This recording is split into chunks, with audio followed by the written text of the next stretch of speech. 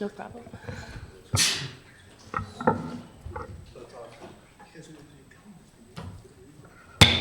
I call the meeting to order. Good evening and welcome to the August 19th, 2025 business meeting of your Ashland City Council. Councilor Duquesne will offer the land acknowledgement. Thank you, Mayor. We acknowledge and honor the Aboriginal people on whose ancestral homelands we work, the Ikaroxim Band of the Shasta Nation, as well as the diverse and vibrant Native communities who make their home here today.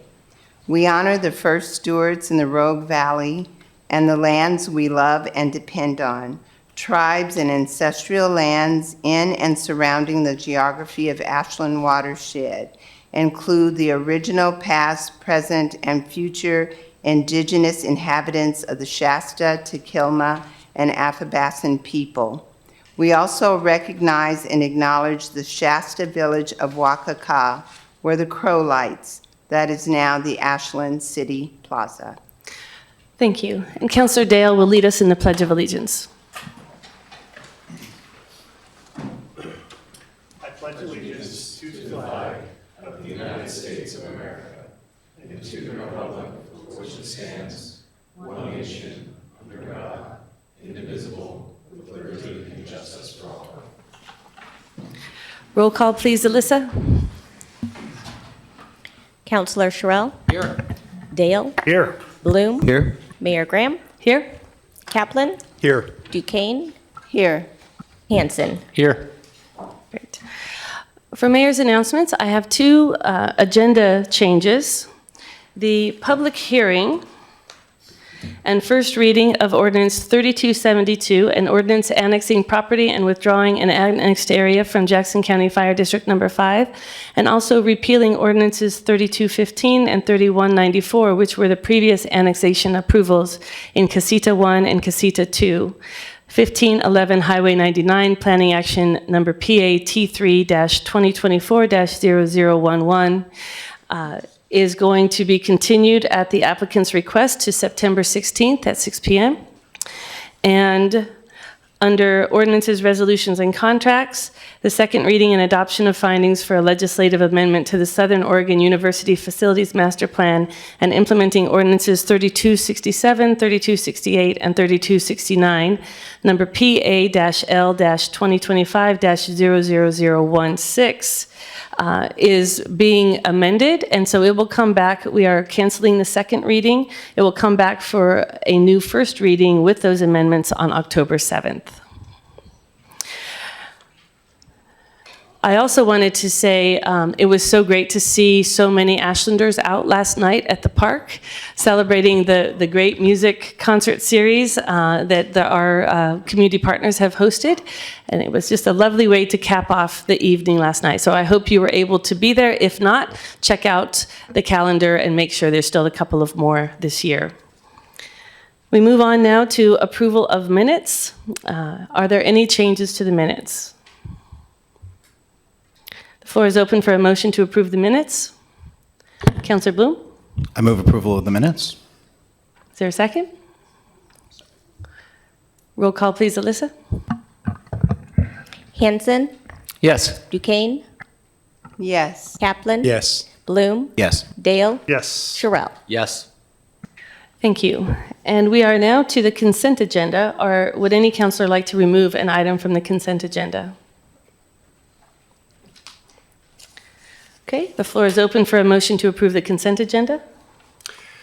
I move to approve the consent agenda as is. Second.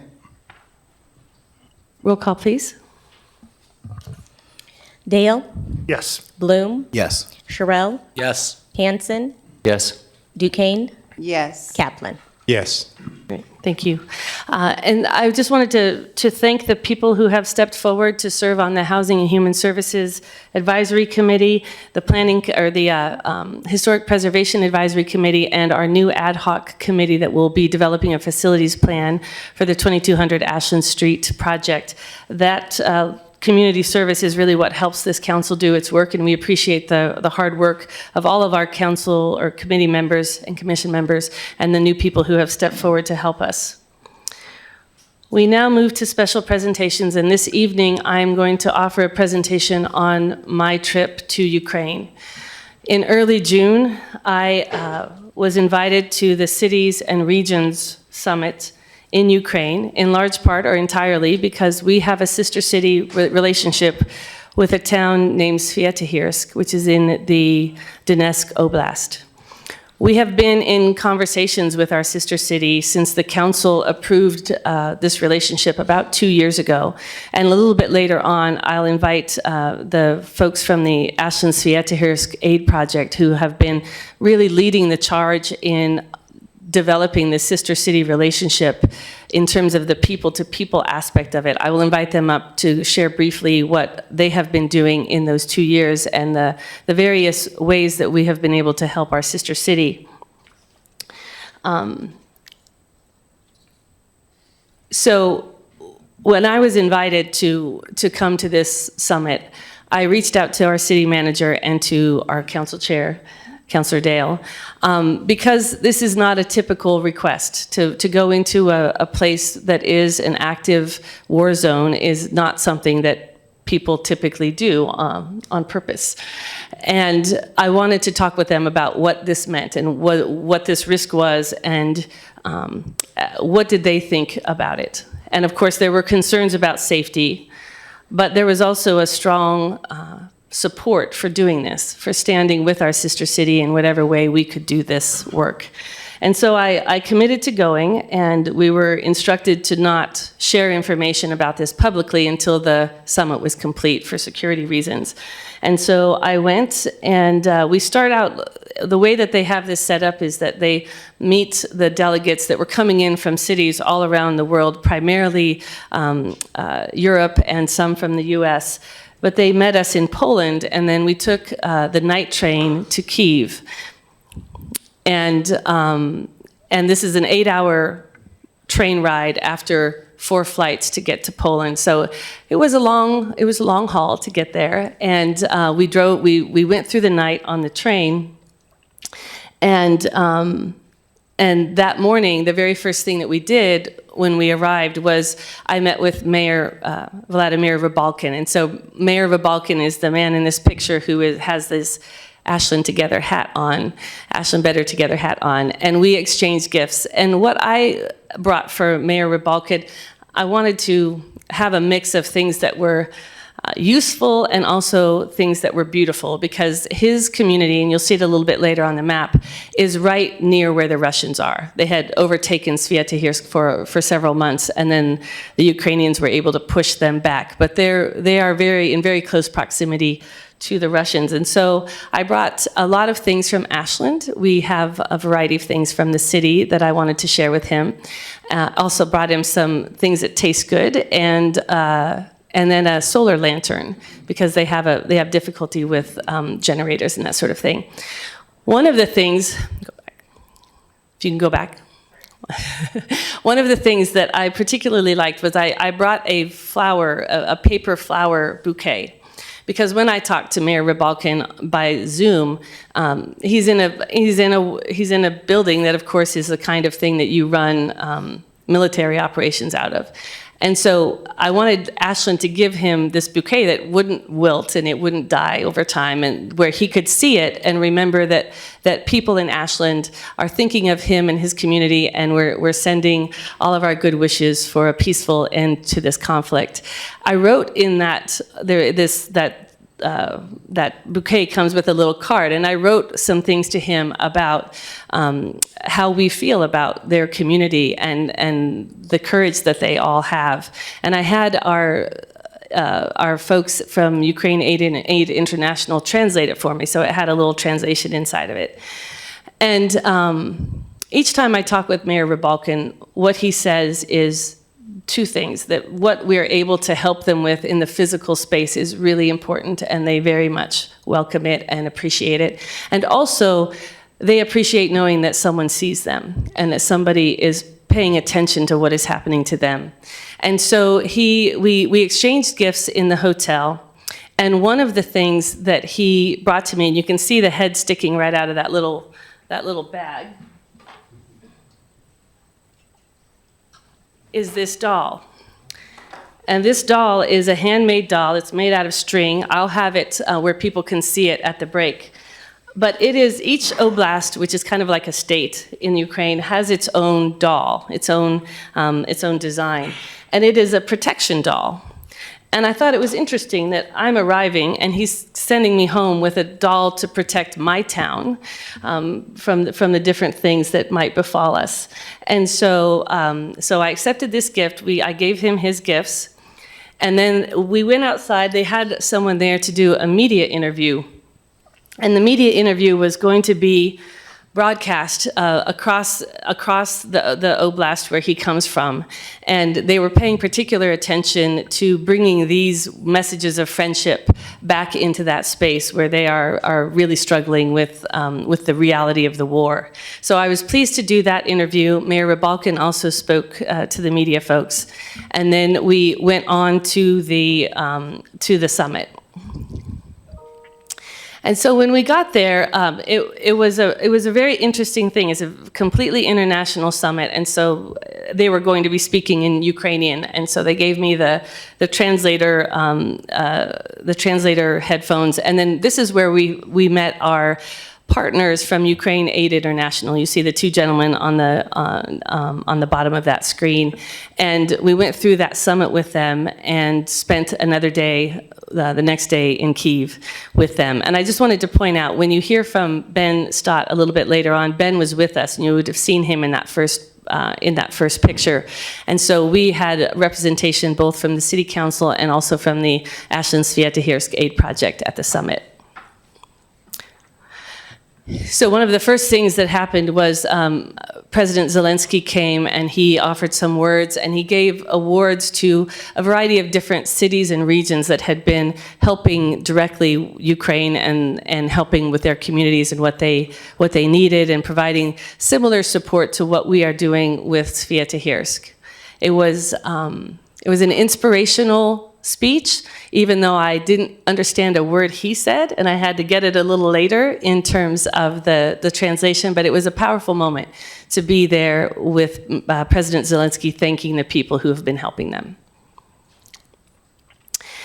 Then there were a variety of different panels that talked about different elements of how to continue to do the work of living and repairing things while they're still in a war zone. And so one of the things that was interesting to me is we all saw the pictures of Kyiv right after the Russian invasion, and it looks like very much like what's on the left side of that screen.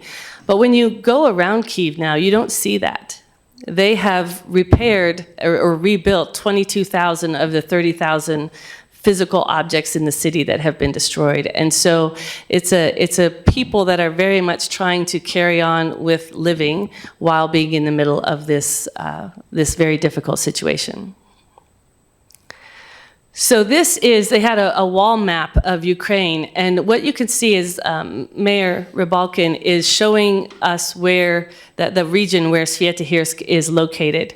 That white space, that next one over, is the one that the Russians hold.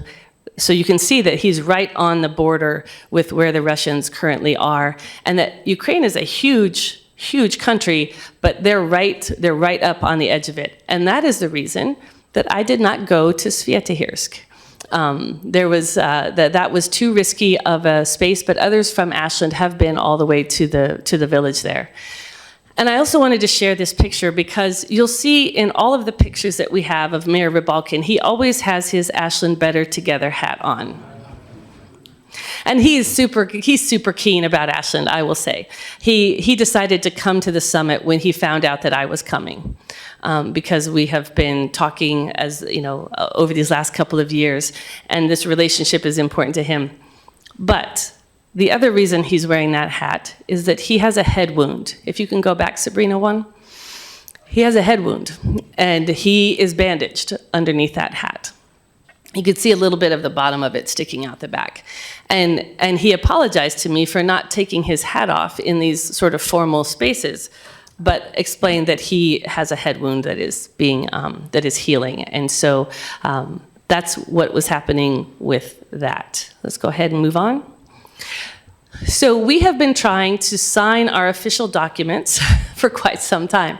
When you have to translate something into a foreign language, it doesn't always go super smooth, even when you've got native Ukrainians translating. There are very specific things that these sorts of documents must say and must not say in their language. So I was able to bring the final version over, and we were able to sign the official documents ratifying our sister city relationship. Go ahead. Okay, there we go.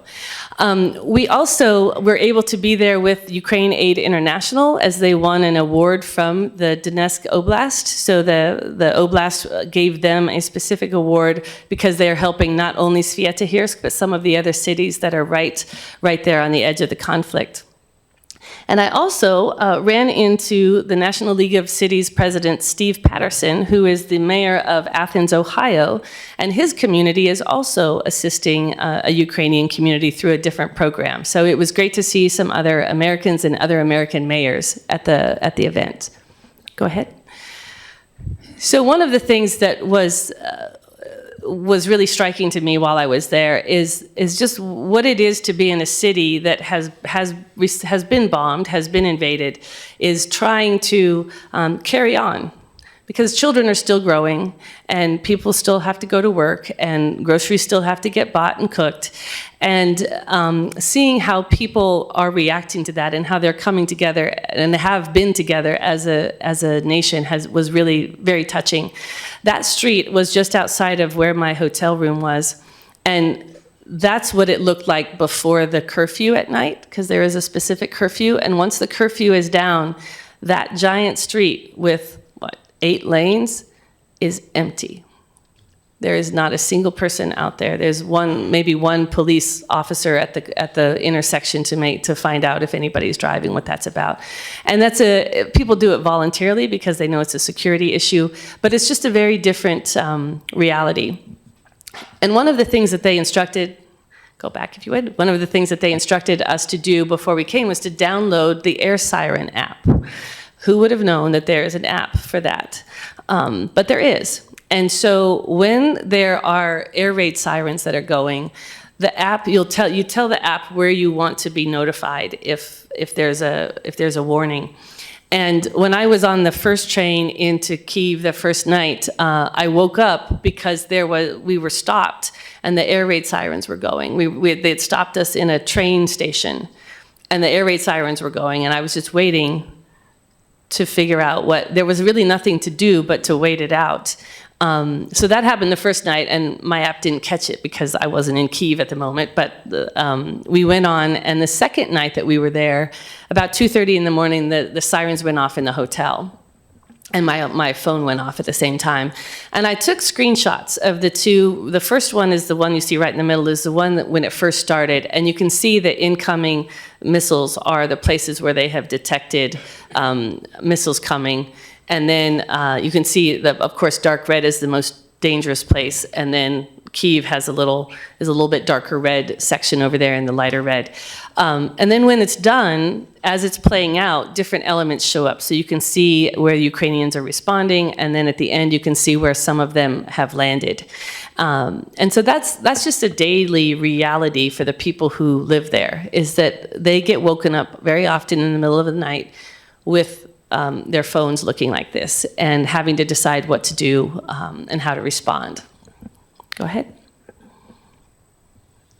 And I will just say, knowing that air raid sirens exist is a whole different thing than actually experiencing one and having to decide what am I going to do. The day after the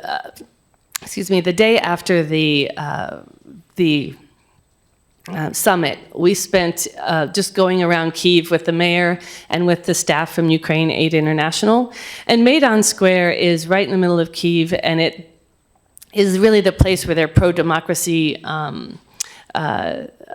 demonstrations began several years ago, I think in 2014. And they have a flag there for the people who have died in the war from Kyiv. And towns across Ukraine have similar things in their city squares. But when you go up, you can see pictures of people. Family members have brought photos of them. They've brought mementos of their lives. And there are so many flags. There are so many flags, and there are flags from other countries too, from the other people who have come to their aid and have not returned home. And so it's a powerful display of heart for their community, and also a reminder of the tragedy. You'll see there's a doctor there in that picture. These are not all military people, but it was a reality check in terms of what that looks like. And now, before we move on to the next slide, I also just wanted to mention that while we were walking back from Maidan Square, we saw a procession coming in, and it was a funeral procession on the way to the cemetery. They had a military person who had been killed. And they came to that big intersection that you saw in one of the earlier slides, and everybody stopped. All traffic in all four directions stopped. The drivers got out from their car, they took a knee, and they played their national anthem, and then they stood for a minute of silence before the procession moved forward. And we stood still on the side, and we watched this. And the mayor told me that this happens very frequently, not only in Kyiv, but also in towns across the country, as they bring their soldiers home who have been killed in the war. They then took me out to the bridge. You may have remembered when the invasion happened initially that the Ukrainians blew up their own bridge to keep them out. This is the bridge that was blown up, and they've left it there as a reminder. They've built the new bridge next to it as a reminder of what that day was. And I think in many places around the city, they are doing a variety of different things to remind people. This is probably the most stark of the reminders, but to carry those memories forward, not only with this type of a scene, but also with art. And so one of the things that they took me to were they had these kind of art memorials at different places where they had stacked up burned out vehicles, but then artists had come and drawn beautiful things on the side as a reminder of kind of both of the elements that we find in a conflict like this. Go ahead. One of the things that I think was the most striking to me was how determined people were to carry on, to keep moving in the space of this difficult time. And so they went and took me to places where you could see more of the city. Go ahead. And then we found a restaurant where apparently it's a very famous Ukrainian chef. But what he's doing is he's playing with traditional Ukrainian food as his contribution to his culture and to the effort. And so I got to experience both traditional Ukrainian food and also traditional Ukrainian food with a twist.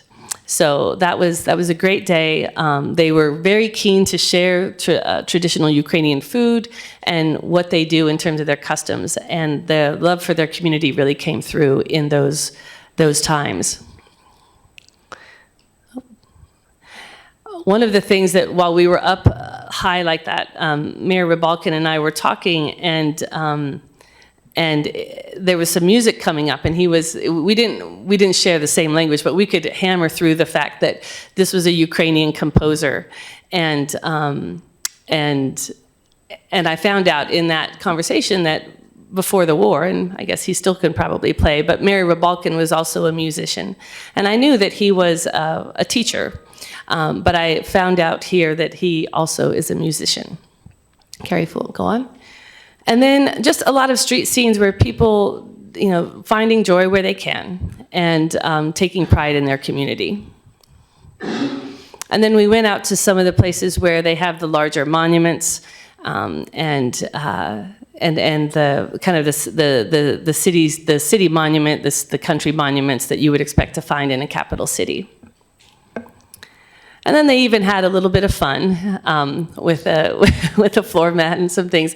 Street vendors out, like I say, people really trying to hold steady in the middle of this war.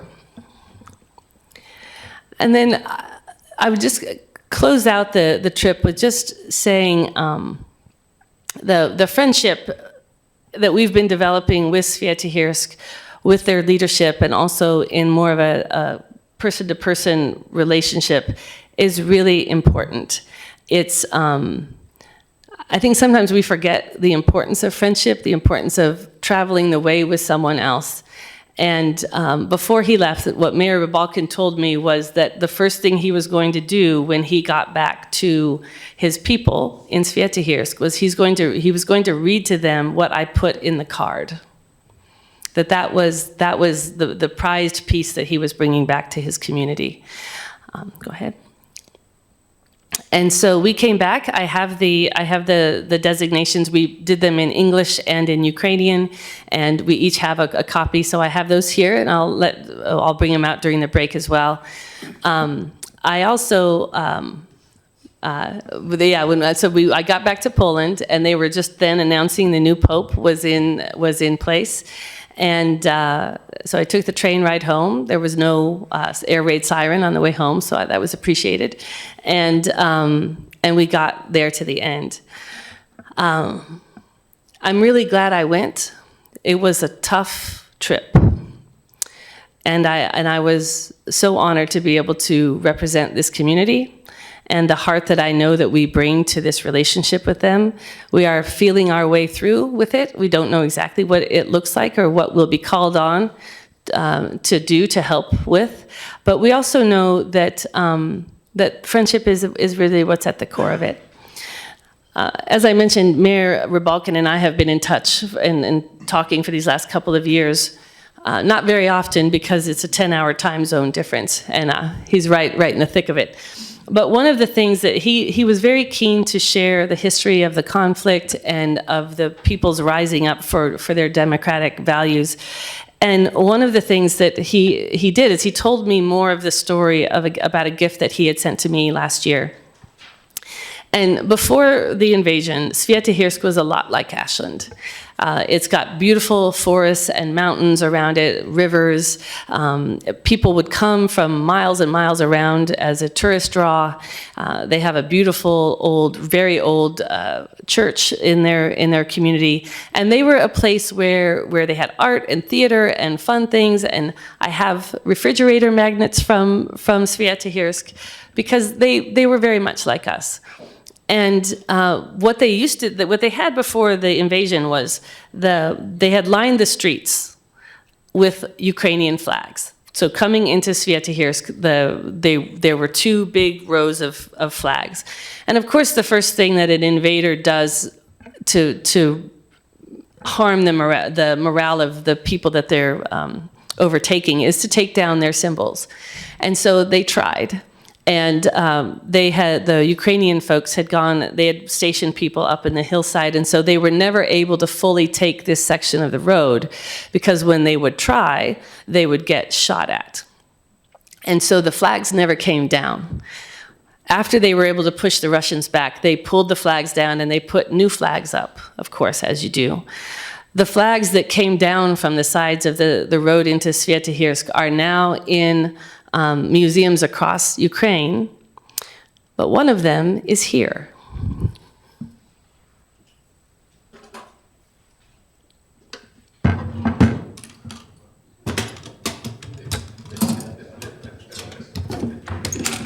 Oops. And it's not every day you get a gift in an ammo can, I will say. It's a different reality for me. But I would ask Councilor Bloom if you'll help me.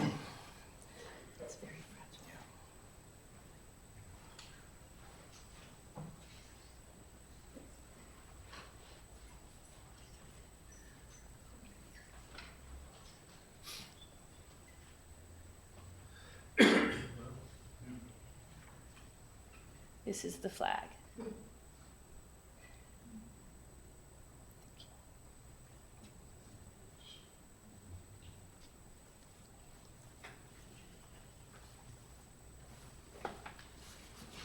Thank you.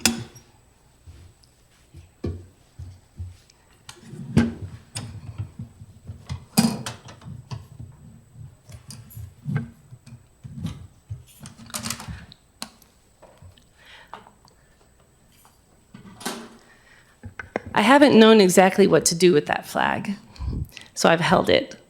When I was there, I asked Mayor Rebalkin if it would be appropriate for us to frame it so that we could hang it up without it being damaged. And he said that would be very, very nice. He would appreciate that. So we are going to do that, and we will find a place at City Hall to hang that. So thank you for taking that little journey with me. At this point, I would like to just invite Ben Stott and anyone else from the Ashland Sviatohirsk Aid Project. They're going to briefly explain to us what they have done in these last 2 years, and then they will be coming back in front of council a bit later on, but we can also ask questions of them. So go ahead and come up to these 2 microphones.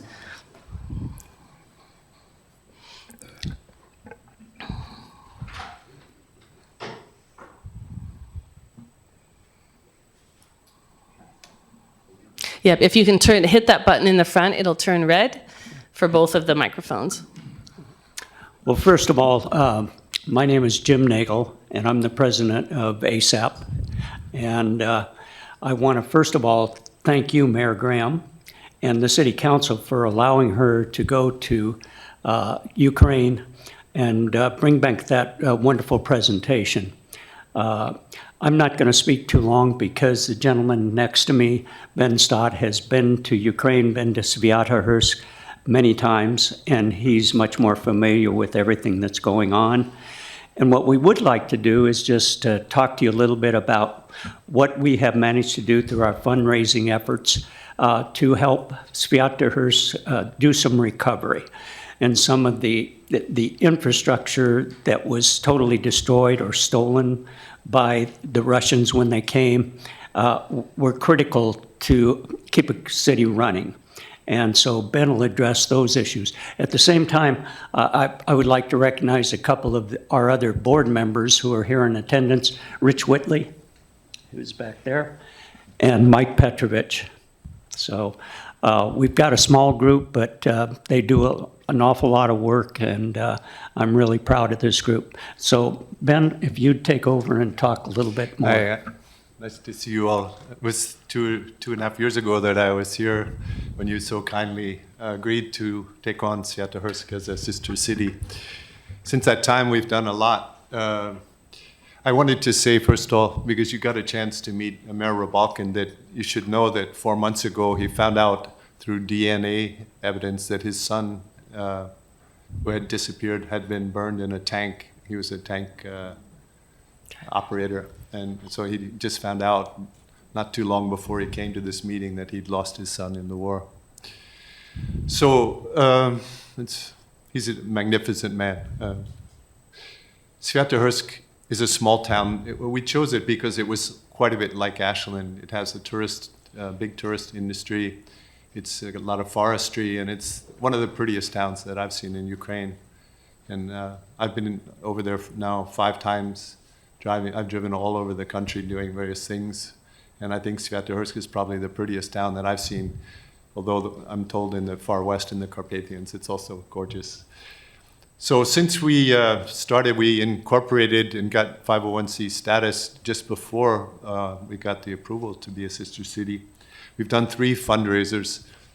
Each time we get Ukrainian people to perform, other musicians, and we've been pretty successful in raising money. I don't know the exact total, but I know the last one we did, we raised $40,000. With that money, we've tried to help provide things that Mayor Rebalkin said that would be most useful for the town. His thing was not to spend too much money on rebuilding because frankly, they're not sure they're going to survive. The Russians are still pushing, and they're only 25 kilometers away. So we focused on providing machinery to rebuild the infrastructure so that there will be a town there when people can move back safely. And so far we've bought a dump truck, a very large dump truck, which is used to get rid of rubble. They got an excavator from somewhere else, and so this dump truck helps to get rid of all the rubble so that they've cleaned out a lot of the damaged areas so they can be rebuilt. Also, they had a problem with their garbage. The garbage truck had been blown up by the Russians, and so their garbage was piling up in a flat area in the center of town that was a big health menace. So using the dump truck, we were able to get rid of that garbage. The next thing was a municipal water system through UAI and some private funding through a foundation I have myself. We built a water reprocessing center in town so people could come to a central location in the town and fill up buckets and take them to their places because there was no municipal water. People didn't have any toilets or couldn't take a shower. So this system enabled them at least to have some of the things that we take for granted here in Ashland that they don't have. We also helped them to buy it's called a wood pellet machine that makes fuel, which they use to warm up the municipal buildings where people could go and stay warm in the winter because nobody had any electricity and so no one had any heat. And so there are about 450 people who still live in this town out of around 4,500 that were there before, would come and they could stay in there are two main municipal buildings with big boilers, and the wood pellets that could take all the debris and all the trees that were blown down and all the leftover debris from the broken buildings can be put in this machine, and they make usable fuel that could be used to burn in these municipal. So we've enabled them both to have water and to have heat during the last 2 winters, which has been important and helpful to them. Most recently, they had a very severe forest fire last summer, so also similar to our town, and about 10,000 acres were burned. And they needed chainsaws in order to clean up the area so they prevent future fires and also to provide more fuel. So we've also recently provided them with those. We also did a project that actually didn't work out, but we tried to provide them with temporary windows for all the blown out windows in the buildings where people were trying to live, by using a double plastic method, which is a lot cheaper than glass and also is safer in case there were more bombardment, that there wouldn't be any fragments in shattered glass they'd have to deal with. As it turned out, there was another method they found that was more successful, so we only did about 1 sample project, but that was our first attempt to try and solve that problem as well. Right now, we're trying to raise money. They've asked us to try to see if we can find them something like an armored car or a protected vehicle that they can use for ferrying supplies in from further west, because now the roads going into Sviatohorsk are becoming dangerous, and they're thinking that they'll need some kind of relative protection so that they can continue to bring food and also to take out anybody who's wounded to local hospitals that are further away. That's our present project, is to try and locate something that could serve that purpose. Yeah, so that's our work to date. As you know, people are tired of hearing about Ukraine, so it's a challenge to raise money. And so we're working to find novel ways to encourage more public interest and get people to stay engaged. And your help through the city, just as a bully pulpit, to keep people in Ashland aware of that we have a sister city and their needs are great, is really helpful to us in doing the work we're trying to do to help this city. So thank you. Oh, one thing I wanted to ask you, do you all share an email address as council members?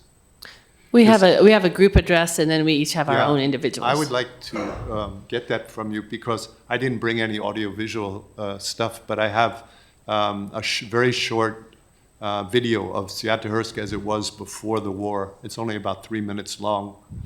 I also have the movie that we made this last year in Sviatohorsk, which really shows and gives a feeling for what it's like. And there are interviews with a lot of residents, so you can meet some of the people who are there. That's 20 minutes long, which may be a bit much, but we've made a 5-minute short promo sort of version of that. And with your permission, I'd like to send those 3 clips to you so that if you have the time and interest, that you could see some of the scenes of the actual town that you're doing so much to support. That would be great, and Alyssa can give you that email address. Are there any questions? Oh, yeah, any questions? Oh, I might add, Ben, you forgot, we also purchased with our last fundraiser, the water truck to transport water so that the people don't have to come from far distances to go to where the water source. Now we have a water truck for them that takes the water out and dispenses as they go out the area. It's a big one. Yeah. Great. Councilor Bloom? Thank you so much. I just want to start by offering my immense gratitude for you all individually and your organization for what you're doing. The reality is obviously very difficult over in Ukraine, and I think that what you are setting up and what you're seeking to do is going to be the model for rebuilding. There will not be a Marshall Plan, as there should be. But if we all individually as cities around the world and certainly within the United States can partner with cities in Ukraine like we are, that's how they're going to rebuild and get past this. So thank you so much. Councilor Dale? By the way, I just found out that Oregon actually is a sister state to one oblast in Ukraine. And Connecticut has also now adopted the whole province or oblast of Donetsk, of which Sviatohorsk is a part, which should make a big difference for fundraising in a larger scale. Yeah. By the way, I'm also leaving in 3 days to go back to Sviatohorsk, so hopefully I'll be able to send you some film this summer. Great. Councilor Dale? Thank you, Mayor, and thank you, Ben and Jim. Mayor asked if you have any questions. I don't know what I would ask. All I have is a statement, and it's similar to Councilor Bloom. I am so deeply grateful for all the work that ASAP has done, and I've been able to follow along and watch all of the good work and the constant work that goes into what you do and the fundraising and just the care.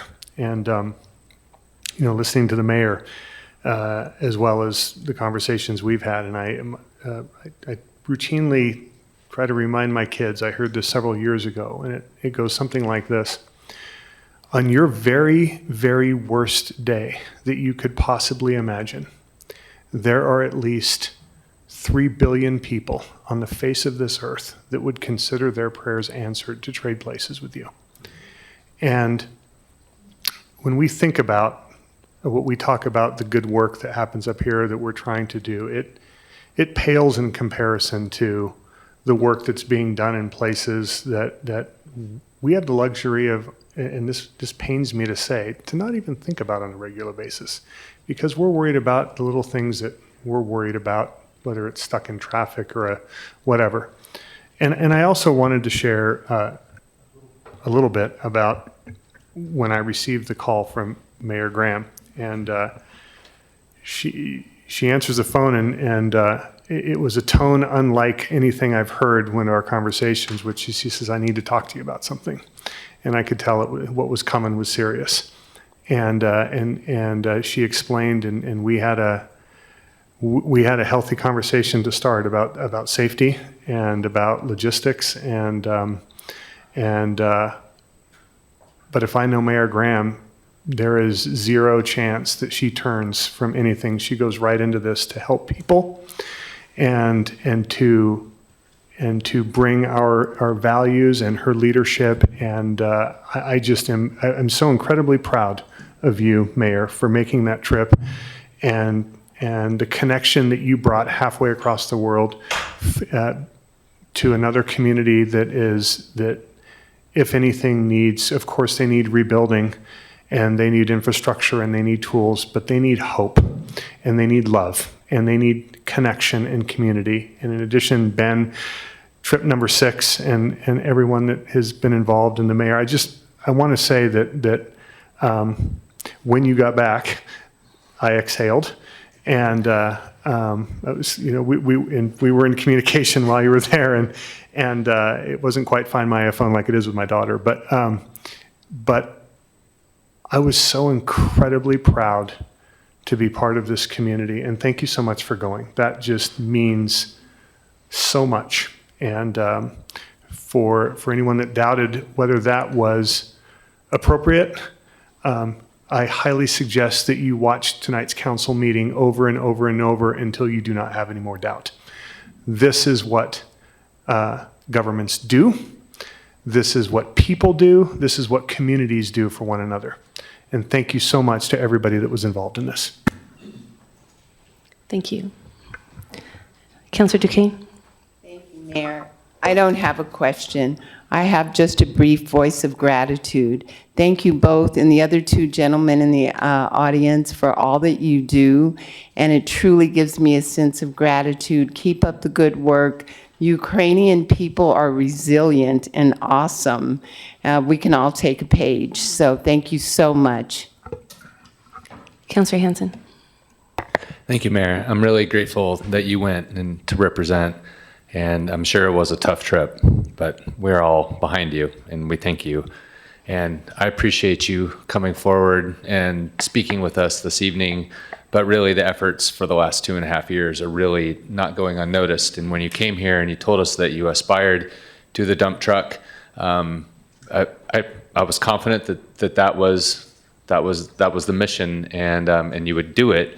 And hearing now all the other important infrastructure tools that you've been able to bring back to the community, I'm just so proud of you and the work that you've done. And my heart goes out to the Ukrainian people. And I haven't forgot.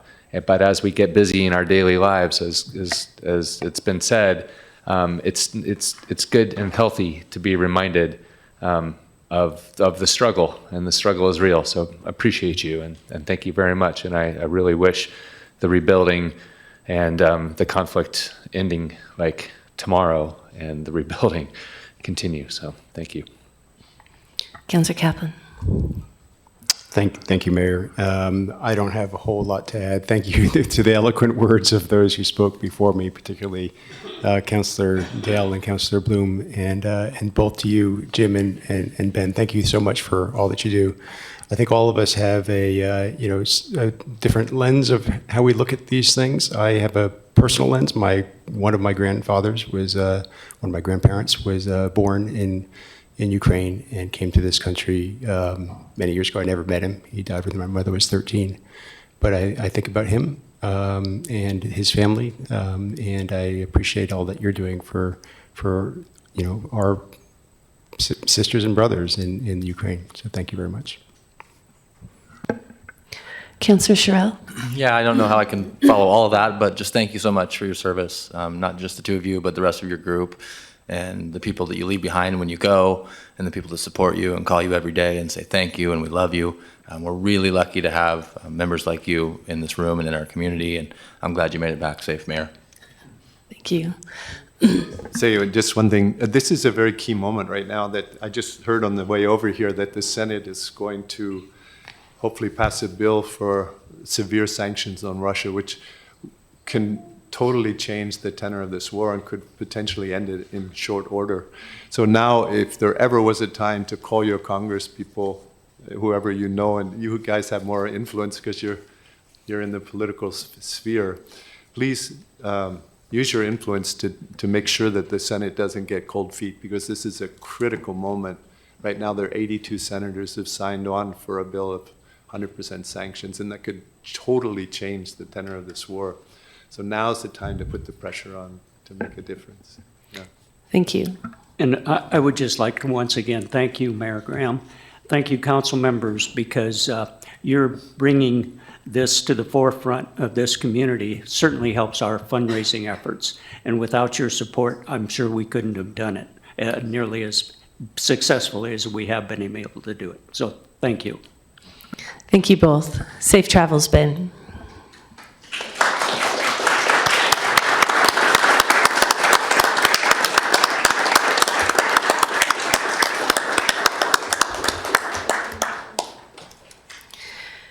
We are now to public forum. We have 15 minutes for public forum, and we have 5 people who have signed up to speak. Public forum is for any items that are not on the agenda for the evening. Generally, I tell people how to sign up, but today with the agenda changes, I missed that section. So if you're intending to speak tonight on something that is not on the agenda? Can you please raise your hand so I know if we've got everyone? Okay, so what you will do, ma'am, is to please go over and get one of those sheets and fill it out. Yes, exactly. And bring it to Alyssa, and it looks like that'll make 7 people who have signed up to speak. So go ahead. Is that the last one? There's no more. Okay. So if the two of you can please get your papers in quickly. You don't want to. Okay. Oh, you're here. Okay, great. So we'll go ahead and get started. Each person will have 2.5 minutes to speak. You'll come up to this microphone here. You'll have a light display that tells you where you're at in your time. There's also going to be time up on the clock. When you have 20 seconds left, you'll hear a chime, and your light will turn to yellow from green. And then when you are out of time, it'll go to red, and the time will end on the clock, and you'll hear another chime, at which point, please finish the sentence that you're on so that we can move on to the next person. The people who have signed up to speak are Aguero, Paul Mozina, Debbie Neiswander, and Ashley Roberts, and then Kathy Bowen-Jones, and then we have one more person. So please go ahead. We'll start with Aguero. Are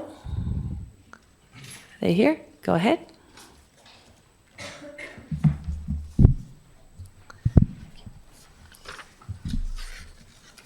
Hi, Aguero. I'm an Ashland resident. I'm here to comment on the recent discussions you guys have been having on the ELA expansions, the kind of control of who's allowed in what places in the city of Ashland.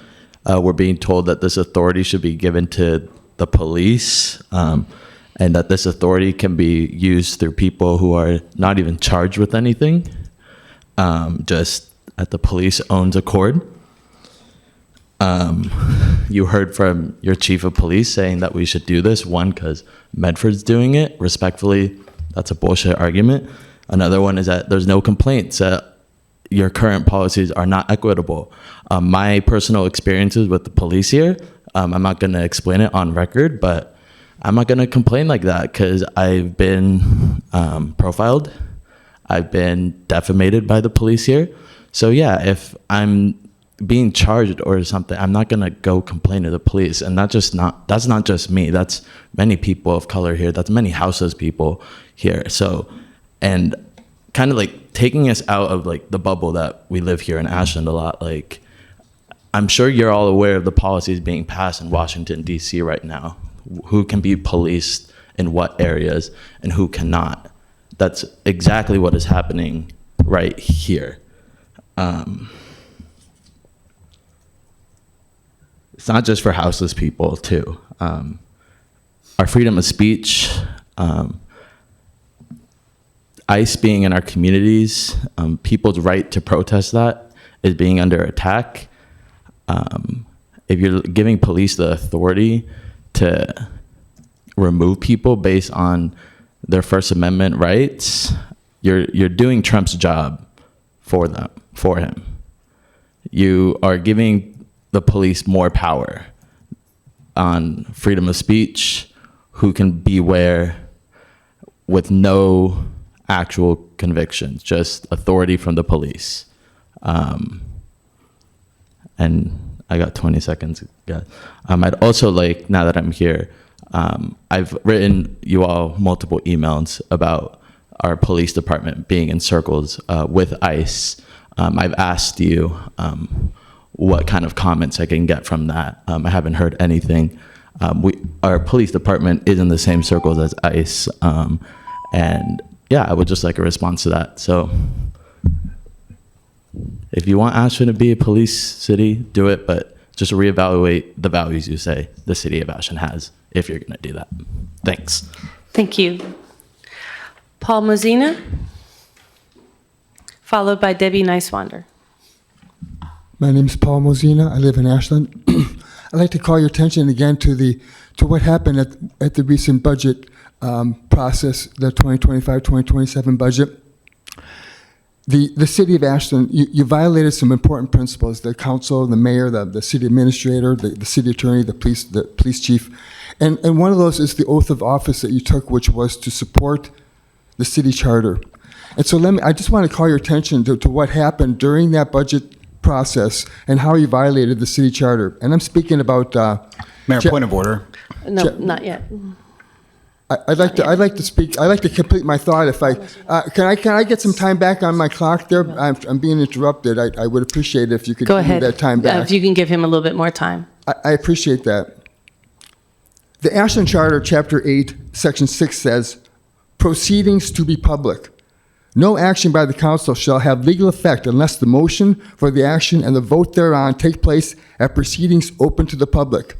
This council amended the budget that was approved by the Citizens Budget Committee. And that amendment process was not open to the public. There was no public vote. You had the discussion in public, but there was no motion or public vote to make that change. You made a decision, and you did not have a vote or a motion to make that decision. In Section 9, it says, vote required, except as this charter otherwise provides, the concurrence of a majority of the members of council present at a council meeting shall be necessary to decide any question before the council. You had a question before that council, and that was the funding for the child care grant program. You debated it, you talked about it, you gave instructions to the city administrator, and then at the budget meeting on June 3rd, you simply assumed that a motion, in fact, the deputy administrator said that a motion had actually been taken on this. There was no motion, there was no vote, there was no public vote taken. You violated two important chapters of the charter in the processing of that amendment to the CBC.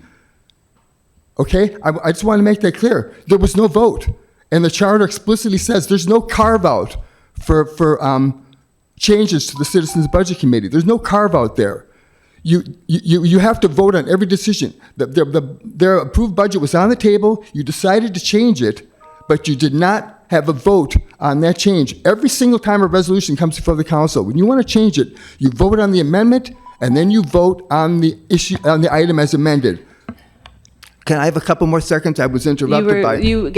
She added time to your time, Mr. Mosina. Okay, I appreciate that. Thank you. Thank you very much. I really have a problem with the way that you all handled this. Thank you, Mr. Mosina. Mayor, point of order. Yes. I move to suspend the rules. Second.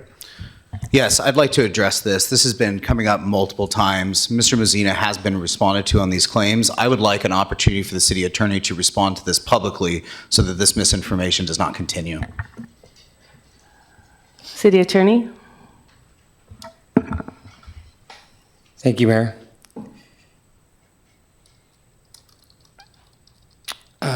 Just looking for the exact date. This has come up numerous times, and it looks like on, sorry, I'm trying to find the date here. On July 2nd, I responded to Mr. Mosina, and I will read that email as follows. I reviewed the email that you sent to City Council and provided my analysis back to them. I also had conversations with department heads and council members to address any follow-up questions they had. I will summarize very briefly for you. My interpretation was that the study session relating to the principal subject of a financial update was a perfectly legitimate time to discuss financial questions pertaining to the budget. Additionally, as a matter of state law, the absence of a subject from a notice does not preclude the governing body from discussing it. Under the Oregon Public Meetings Law, the list of anticipated subjects does not limit the ability of a governing body to consider additional subjects. See ORS 192.640. By consensus, at a study session, the council may direct staff to act on other matters that do not require council decision by ordinance or resolution. That comes from Ashland Municipal Code 2.04020 C, Section 1. In this case, the budget resolution that was noticed and eventually put forth had council's guidance and direction that included changes to not use the reserve fund and rather to take it from the additional funds released from the parks fee and then reappropriate a portion from the homeless budget, which can get replenished as needed mid-year. That is what council voted on at the budget adoption meeting. There was no need for a motion to amend the budget because it was already discussed in prior sessions and included in the budget that they were presented to vote on. Per budget law, after the Budget Committee has approved the budget and a public hearing was held, the City Council can make changes to the budget that was approved when adopting the budget. They do not have to go back to the CBC if the expenditure is under 10%, which it was not. Which it was. And that comes from the Local Management Budget Manual, Chapter 11, and also from ORS 294.456. Council more than sufficiently discussed the change in previous council sessions and right before the public hearing, or at the public hearing, so it was clear and transparent before they voted on the adopted budget. Budget law provides that the budget council adopts can already have those changes in place, and they can vote on it. That is what occurred. All members of the council and staff took your concerns seriously, and I provided responses to them to address them and explain the legal approach. Thank you for bringing your concerns to the attention of the council. Thank you. We will return to public forum. Debbie Nicewander? Debbie had to leave.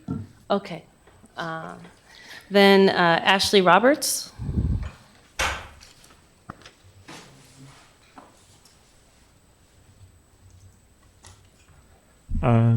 Hello? Yes.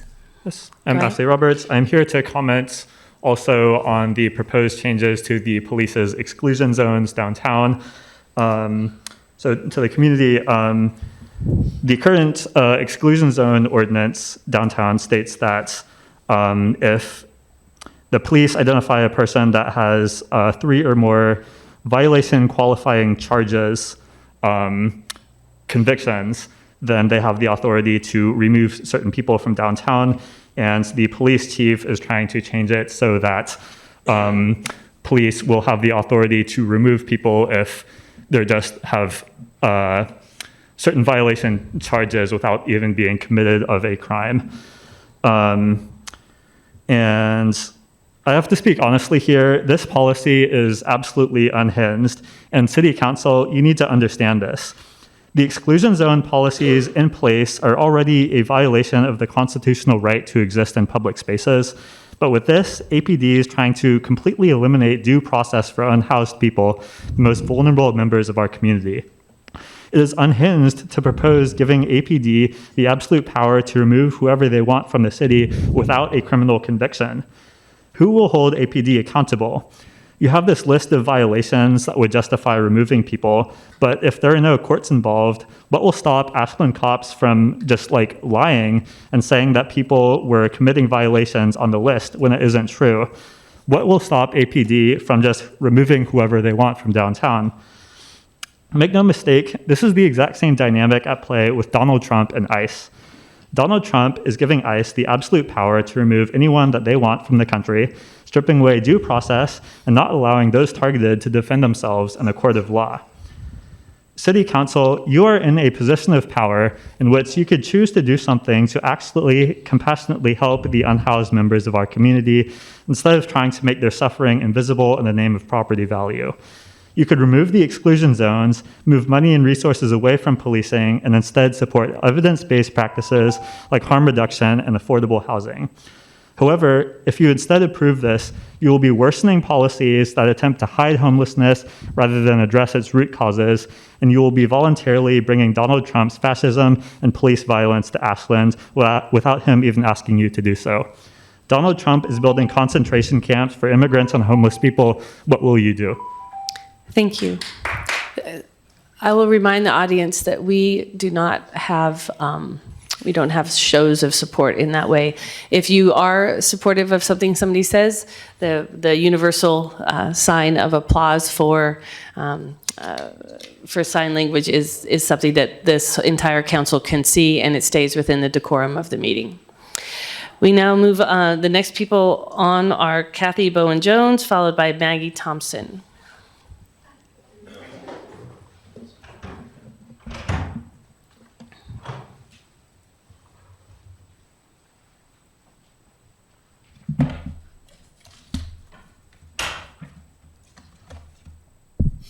I'm shorter than everyone else, I guess.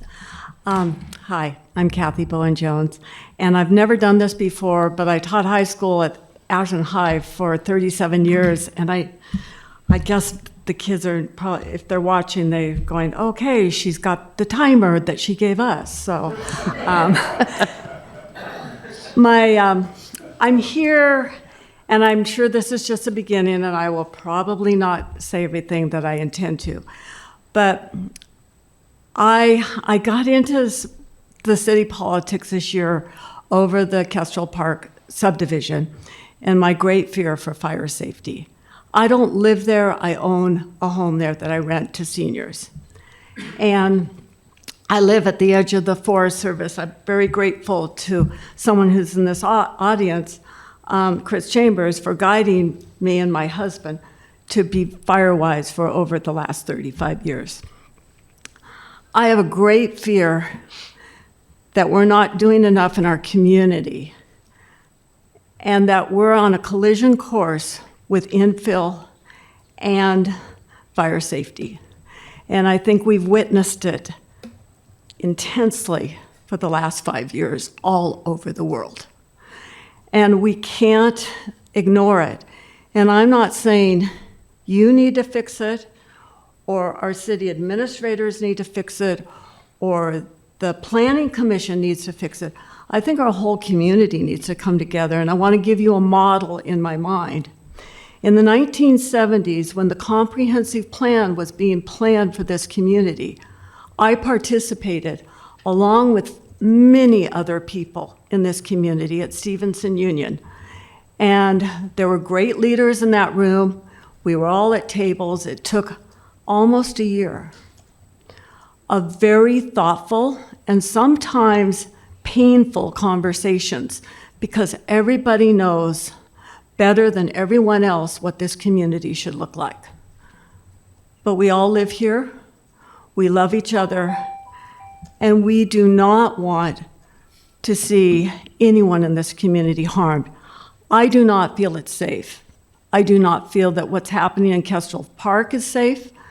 I feel that we have a lot of communities that do not have two outlets of exit in this community.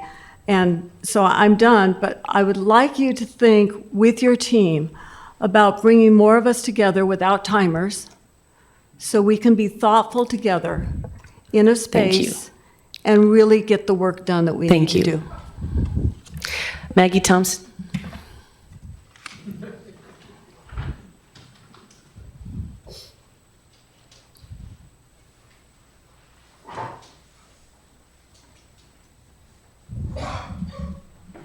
Hi. If I need to, I would cede my time to my neighbor, Dan DeRue, because he wrote a letter and was supposed to be able to read it at this meeting tonight. Is he not on your list? He's not on my list. Well, he should be, and I'll just step away and he What's can that? read his. He's under the fire plan. Oh, he's signed up to speak later when we get to the community wildfire protection plan. Can we restart her time? Sorry. This time is the public forum time, which is for issues that are not on the agenda. Okay. You're signed up for later on in the evening when we talk about the community wildfire protection plan. Go ahead, ma'am. Mine is concerned about the Kestrel development too. We live at the top of the hill, right at the edge of where the grass is. And my husband and I have a plan that when there's a level 1 evac having to do with the North Mountain neighborhood, we will be packed and gone. Because there's no sense in sitting around and waiting to see if we can get the hell out of our house, which is 1 block off of North Mountain. There are 2 exits out of the Kestrel units below, the Mountain Meadows units, and the high-rises at Mountain Meadows, where 227 people live. All of that time, all of those people have to get out on Mountain Avenue, and guess what Mountain Avenue is going to be? Bumper to bumper, nobody's going to let you out.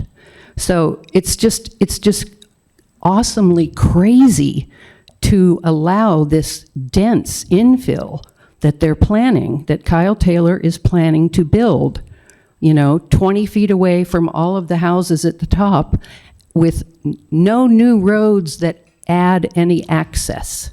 So we're really concerned about that.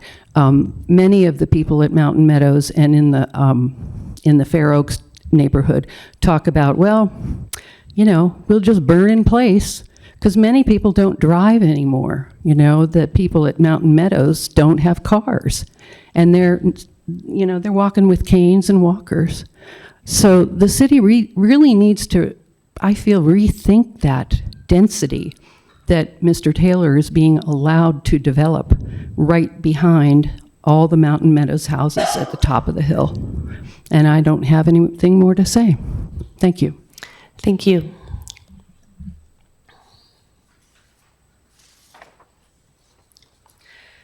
So we've postponed the public hearing and also the second reading on our agenda. So we move now to the emergency shelter contract agreement or amendment.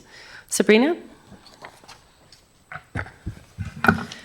Thank you, Mayor. Tonight, Director Fleury is here to talk about the contract for the construction at the 2200 Ashland Street facility. If you remember, Council gave direction to include several things. One was to make it permanently usable for a severe weather shelter. The other was to include showers, laundry, and storage. So tonight we have before you the construction contract to move forward post the design phase. Currently we're still on track to be open in November for the winter weather, for the severe weather shelter. And with that, I'll hand it over to Scott. Presentation complete. So before the council tonight is a request to approve a construction contract amendment with Outlier Construction Company for emergency shelter upgrades to 2200 Ashland Street. It is part of your responsibility as the local contract review board. We'll get into some of the details of what the project plans for improvement to meet code requirements and facilitate its opening based on the master plan recommendations. So here's a general timeline of what's transpired over the last couple of years. The shelter was acquired in 2023. It was used as a low barrier shelter in that winter. Then an ad hoc committee was established and developed a master plan, of which the council accepted that master plan. Those guiding recommendations in the master plan were then used by staff to develop the solicitation documents for a progressive design build project to upgrade the shelter to meet building code requirements, including fire life safety requirements. Then monies were requested in the budget process that council approved as well. So we have performed the solicitation and that was approved by the legal department. And as I said, it was a progressive design build. And we did it that way in order to facilitate the kind of narrow time frame. And for those who don't know, a design build project brings on mechanical, electrical, plumbing, engineers, civil site engineers, architects, and the construction contractor, and they all work together to develop a schematic design and construction documentation for the planned improvements. And then once they develop those construction documents, of which we've submitted to the building department has reviewed those and approved those for a building permit. The contractor develops what they call a guaranteed maximum price. And as part of that guaranteed maximum price, that covers all of the construction activities planned to upgrade that facility. So we've gone through those steps currently, and that's what's before the council tonight, is that construction cost amendment to our base schematic design and construction document contract that we've approved internally as part of this process. Now, as the city manager said, the improvements are developing new restroom facilities with a shower, new laundry facilities, washer and dryer facilities in the building itself. And these facilities per the code allow a certain level of occupancy within the building. So the main portion of the shelter in what we call the garage area was designed to allow for an occupant load, overnight load of 32 occupants with 2 shelter staff.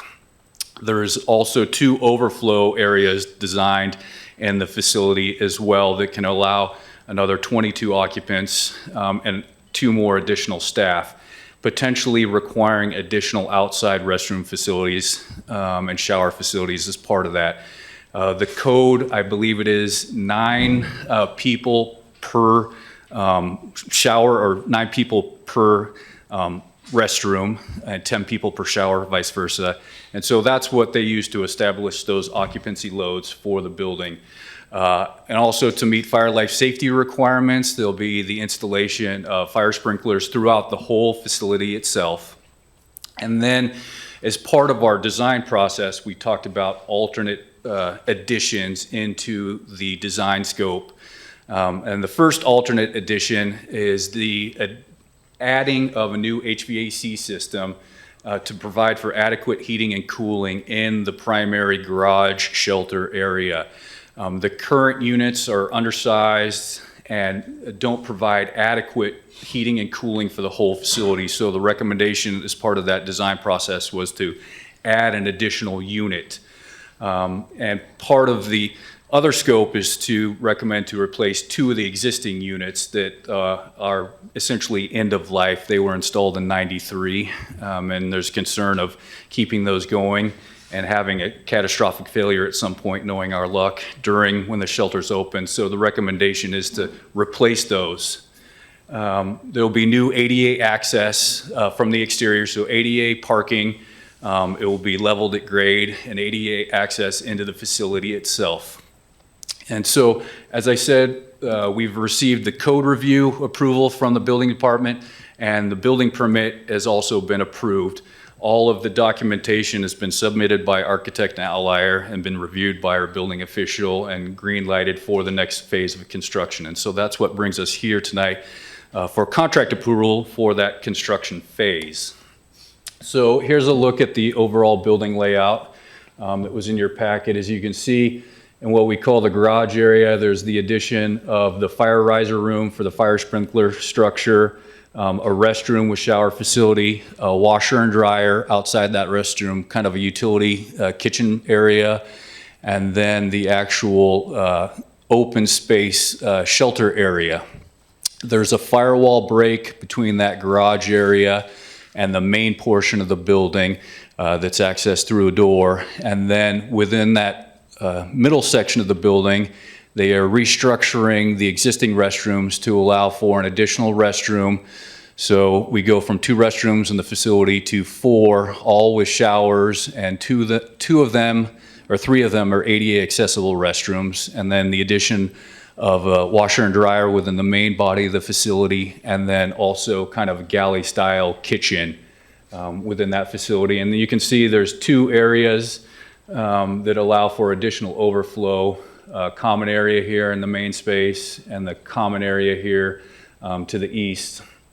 And then all the offices, are available for potential other uses for the facility itself. And then as part of the project, they'll supply storage lockers for storage of anything that gets brought into the shelter when it's operational.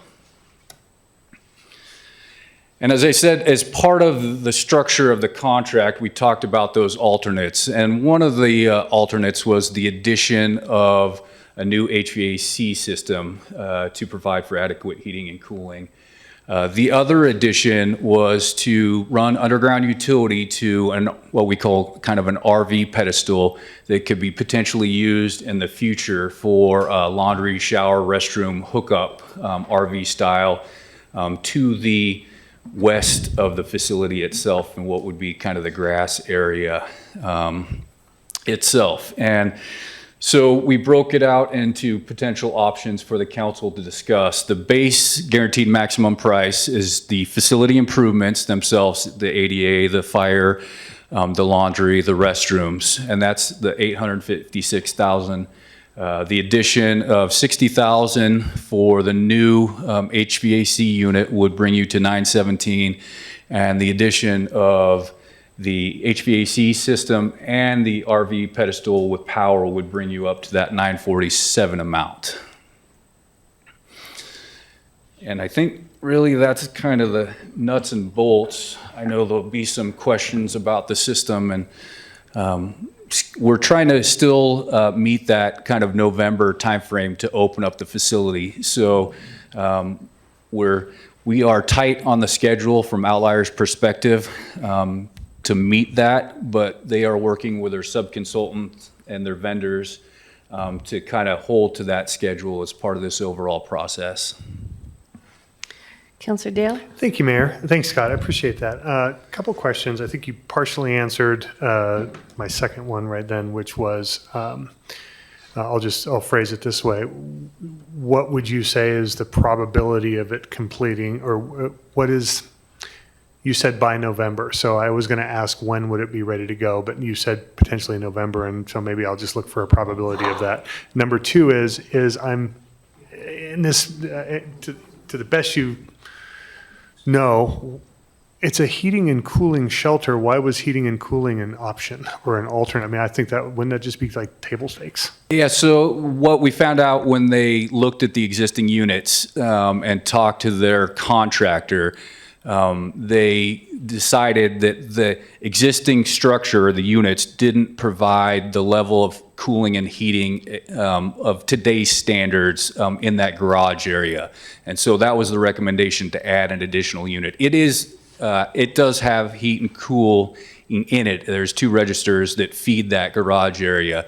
But based on the size of the facility itself and the existing units, their HVAC system contractor recommended an additional unit to bring it up to what we would say today's standards are.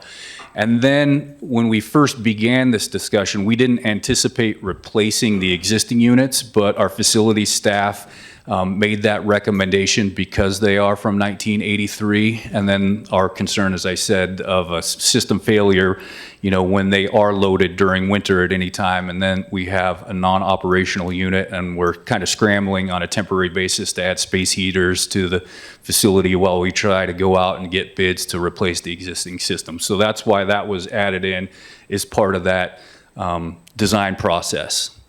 As for the schedule, the RFP determined or laid out November 1st was the anticipated opening date of the facility itself.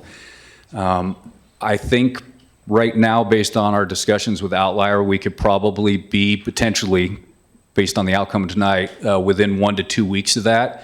I have to talk to them about Schedule 2 because there are probably some things that they could do while the shelter could potentially be open that wouldn't impact operations. There's probably some logistics that we can work on from facility improvements that would still allow that. Great. Thank you so much, Scott. Councillor Bloom? Yeah, thank you. So my question is kind of around budget. So once construction is completed, there's obviously operational expenses associated, and those aren't really optional, right? So you've got utilities, janitorial, supervision, security, facility management. If we move forward, those become permanent obligations. So my question is, how much will this cost to operate before we commit nearly $1 million to finish building it? Do we have estimates on that? So our intent would be to contract with a service provider like we've done before. So we do have money budgeted for that. We currently pay for and have budgeted for the utilities, the phone line, et cetera. So I think, those costs, depending on, the partnerships that we develop for the other side of the building beyond the severe weather shelter, are kind of to be determined. But, my recommendation would be that there is an agreement with whoever is in that building, and part of that cost obviously is going to be paid by them as leasers or utilizers of the space. Quick follow-up. So trying to kind of understand this. So let's build it, then we'll figure out how much the budget's going to be. We'll figure out what money we can get out of providers that would pay to rent spaces. And that money would be coming out of our homelessness fund, essentially, right? Correct. So that money then wouldn't be able to be used for other services or other potential options to help the unhoused, correct? So that would be, council's discretion. So right now that money is used for kind of infrastructure on the Dusk to Dawn lawn and then for contracting for severe weather shelter at this So we're point. going all in on this, and then that's it. And if I may, the council has already made the decision to move forward with this, which is what the contracting element is. The reason that staff has done this design work and engaged in this contract with this construction company is because this council directed them to do that. And the next step in this process is the second ad hoc committee that is being put forward. They're going to be looking at the larger property and the rest of the facilities that will be built around it. But as you can see from this design that we have here, there are a number of offices that have been protected in their current state so that other providers can come in. I think that maybe it would be good to speak to what that process will be to identify what service providers will be offered space in that building. Yeah, I think using the ad hoc's plan for the site, right? The city would look to, RFP or work with our partners to identify services that are not currently here that should be here. Or I know that there is some need for more space from some of the service providers that are already here. So there would be, a formal lease agreement, because legal's sitting here, formal documents that would outline, expectations about the use of the building, as well as the cost of, being in that space. Point of clarification, Mayor, something you said, yeah, we agreed to look at this, but this council could decide that this isn't satisfactory and not vote on this contract, correct?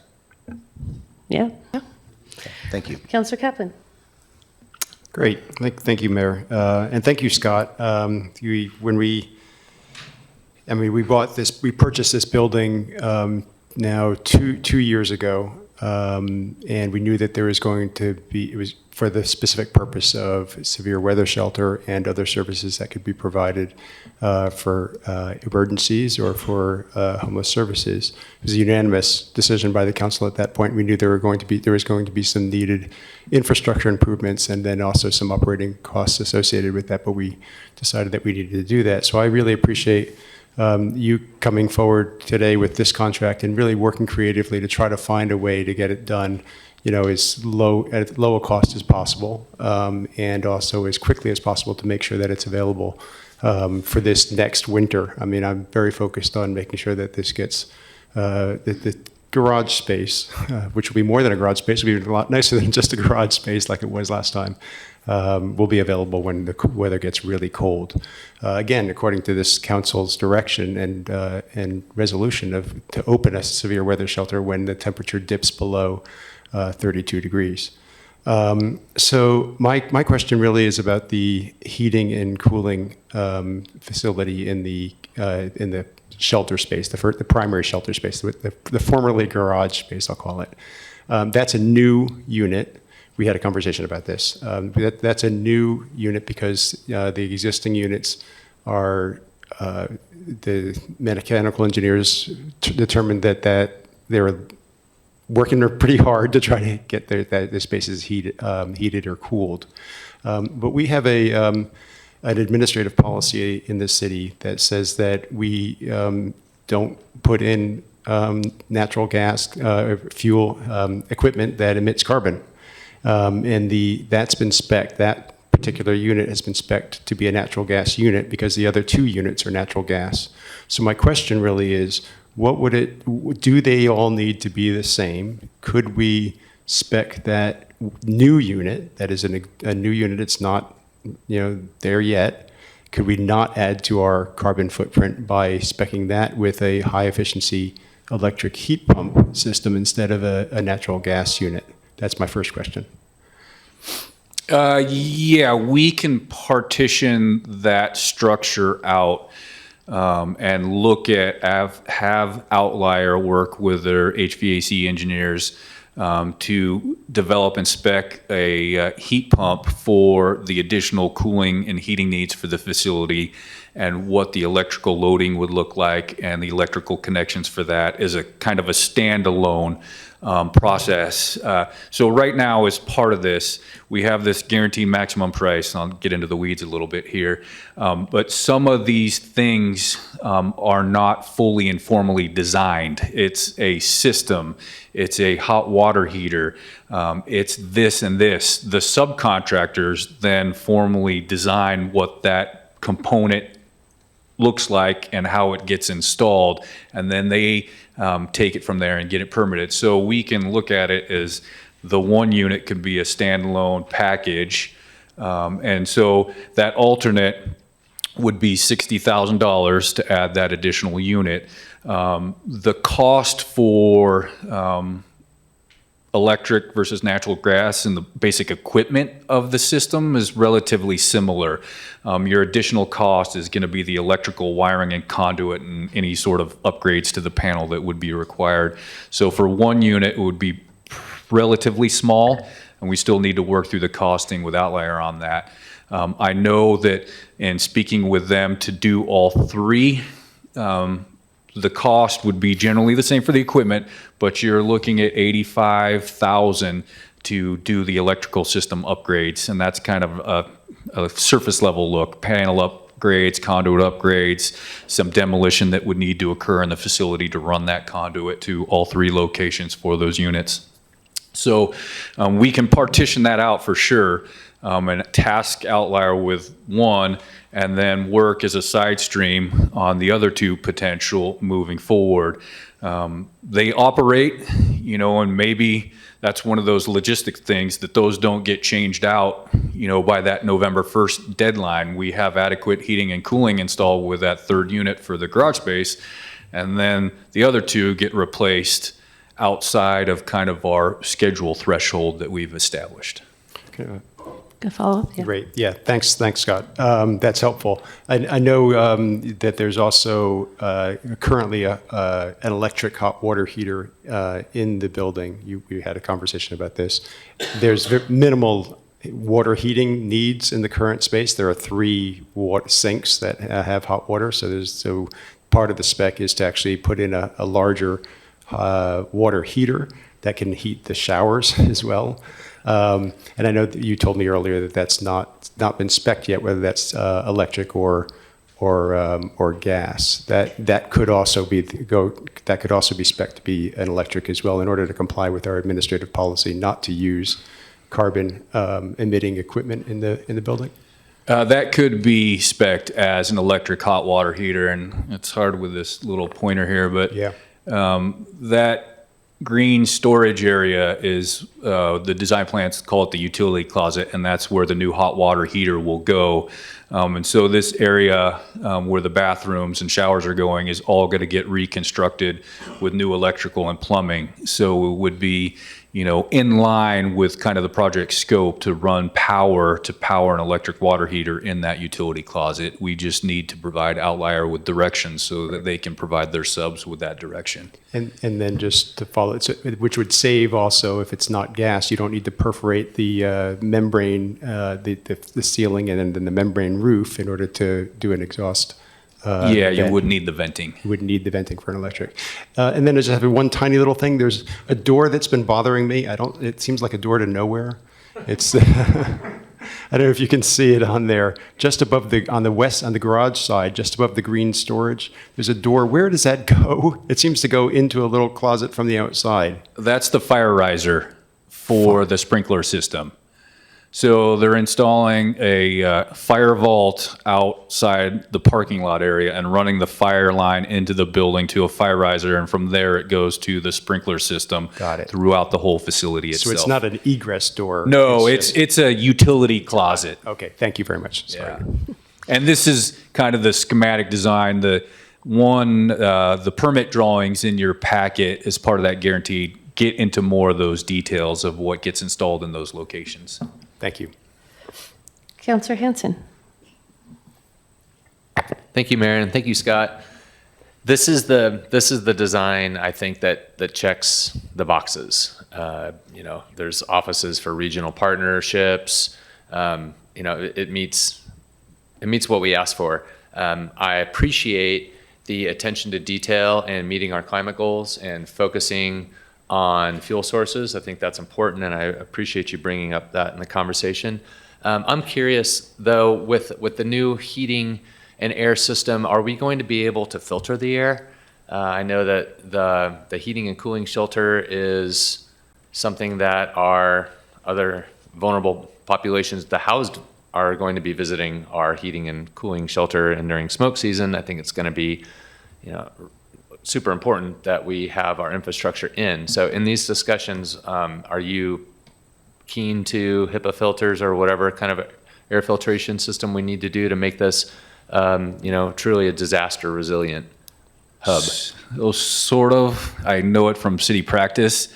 So what we've done in the past from a city operational standpoint is during smoke season, when we do have smoke in the valley, is we change out all the filters within the city facilities. I think they're called MERV 4 filters.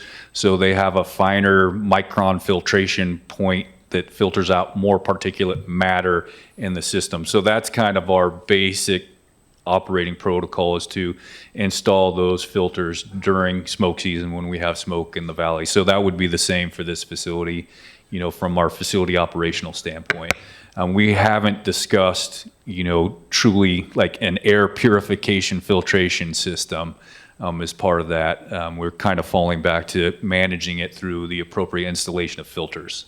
Okay, I'm just wondering if there's a heat pump system that has filtration, and if not, it already has an HVAC system which can monitor to a certain extent air quality. But I would just like to put that on the list. And then my second question is the pad. I was here January 1st, 97, and hiked up to Cantwell's to get water from the National Guard when we had our flood. And when I think of the pad, and I think of this new ad hoc committee that's going to be paying attention to the exterior and the opportunities that this facility might have for residents in a greater emergency, I'm just wondering, is the pad intended to be like, base camp for a natural disaster resiliency hub, or is I'm just wondering if we should either take it off the board or put it on the board with a little bit more infrastructure, or just could you describe what the intention is of that pad? So there's an RV pad's a little different than resiliency hub. There's two components. One, the intent as part of the base price is to have the utilities for that installed to the exterior wall. The additional price is actually trench across the parking lot to install that riser.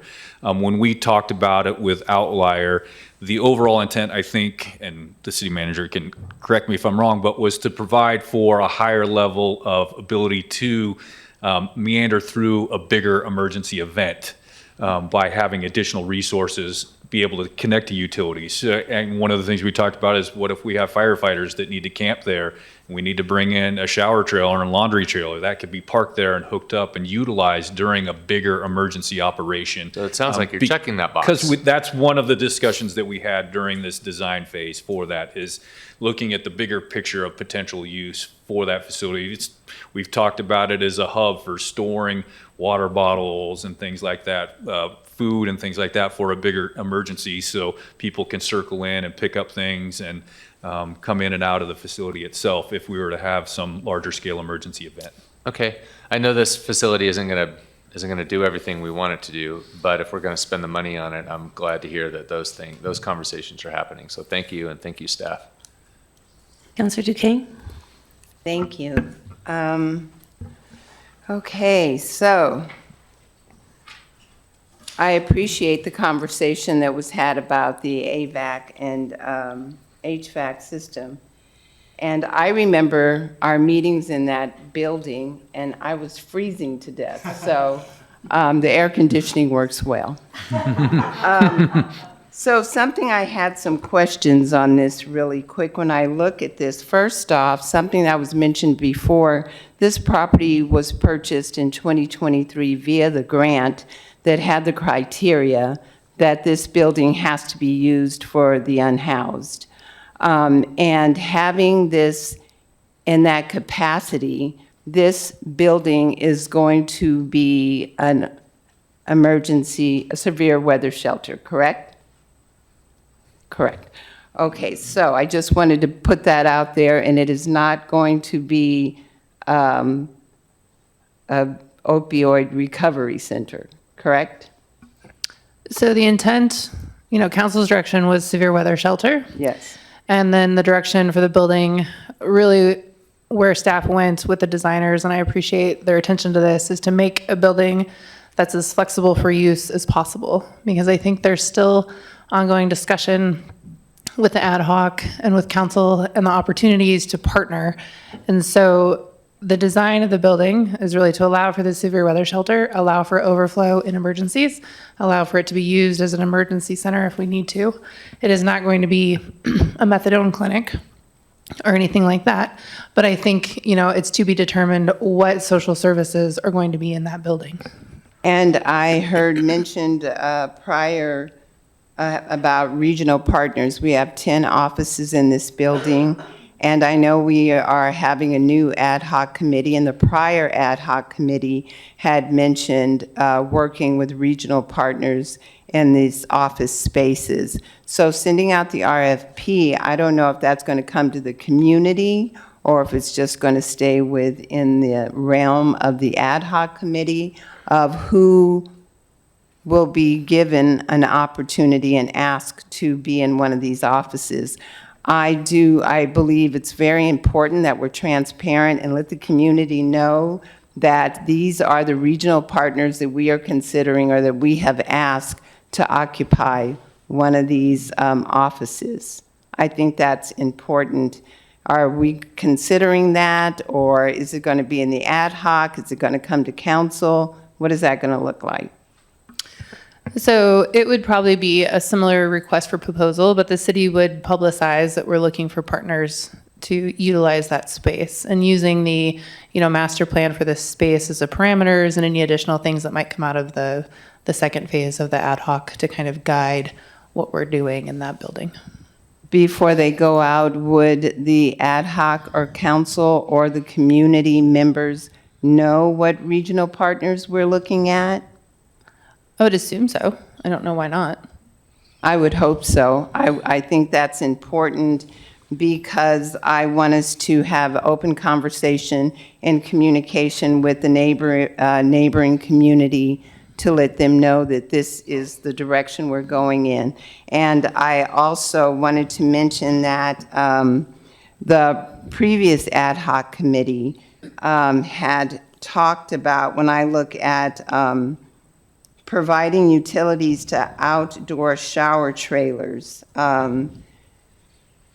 And one thing that, and I heard you mention, Scott, that if it was an emergency and we had to have firefighters come down and be housed in this building, having additional showers and what it's permitted for now. But in a state of emergency, just like when the governor brought down the state of emergency when we first acquired this building, and we had no egress, no fire, no smoke detectors or anything, we were allowed to have additional people in that space. I'm thinking that in case of an emergency, and we did have to open it up for other use, such as firefighters, that looking at 7 people per shower or 10 people would supersede, the emergency would supersede that. And I say that to say that the previous ad hoc committee, one thing that they stressed with strong importance is to have all plumbing indoors, to have no showers, no toilets, no porta potties out of doors for many reasons, for the community around 2200 and for the privacy of the unhoused.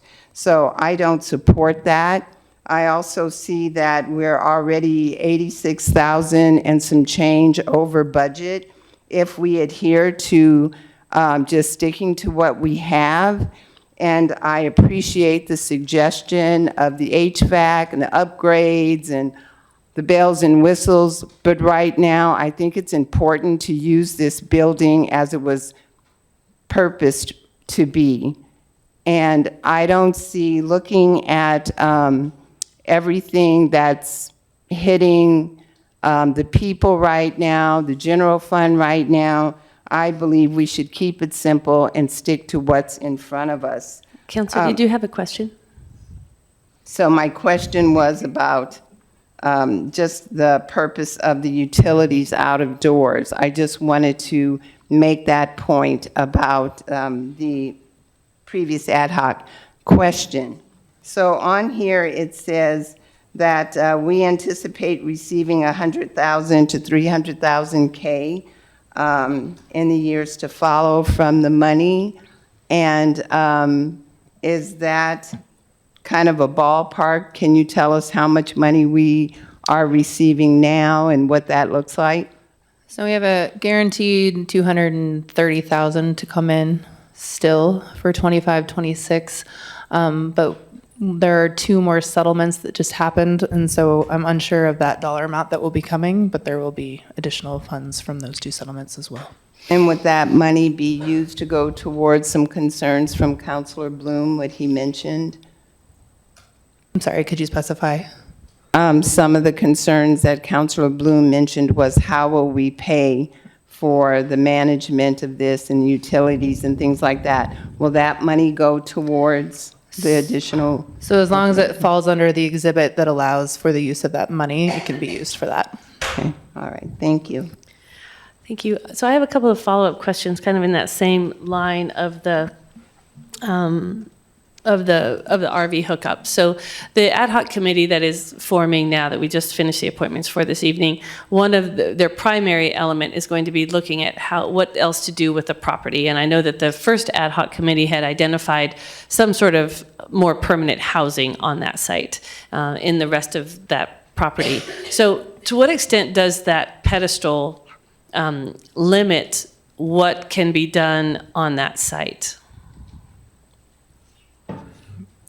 It would just be the electrical service, so you're looking at probably a 50 amp electrical service to the one pedestal, and then a water service, so a half-inch water feed line.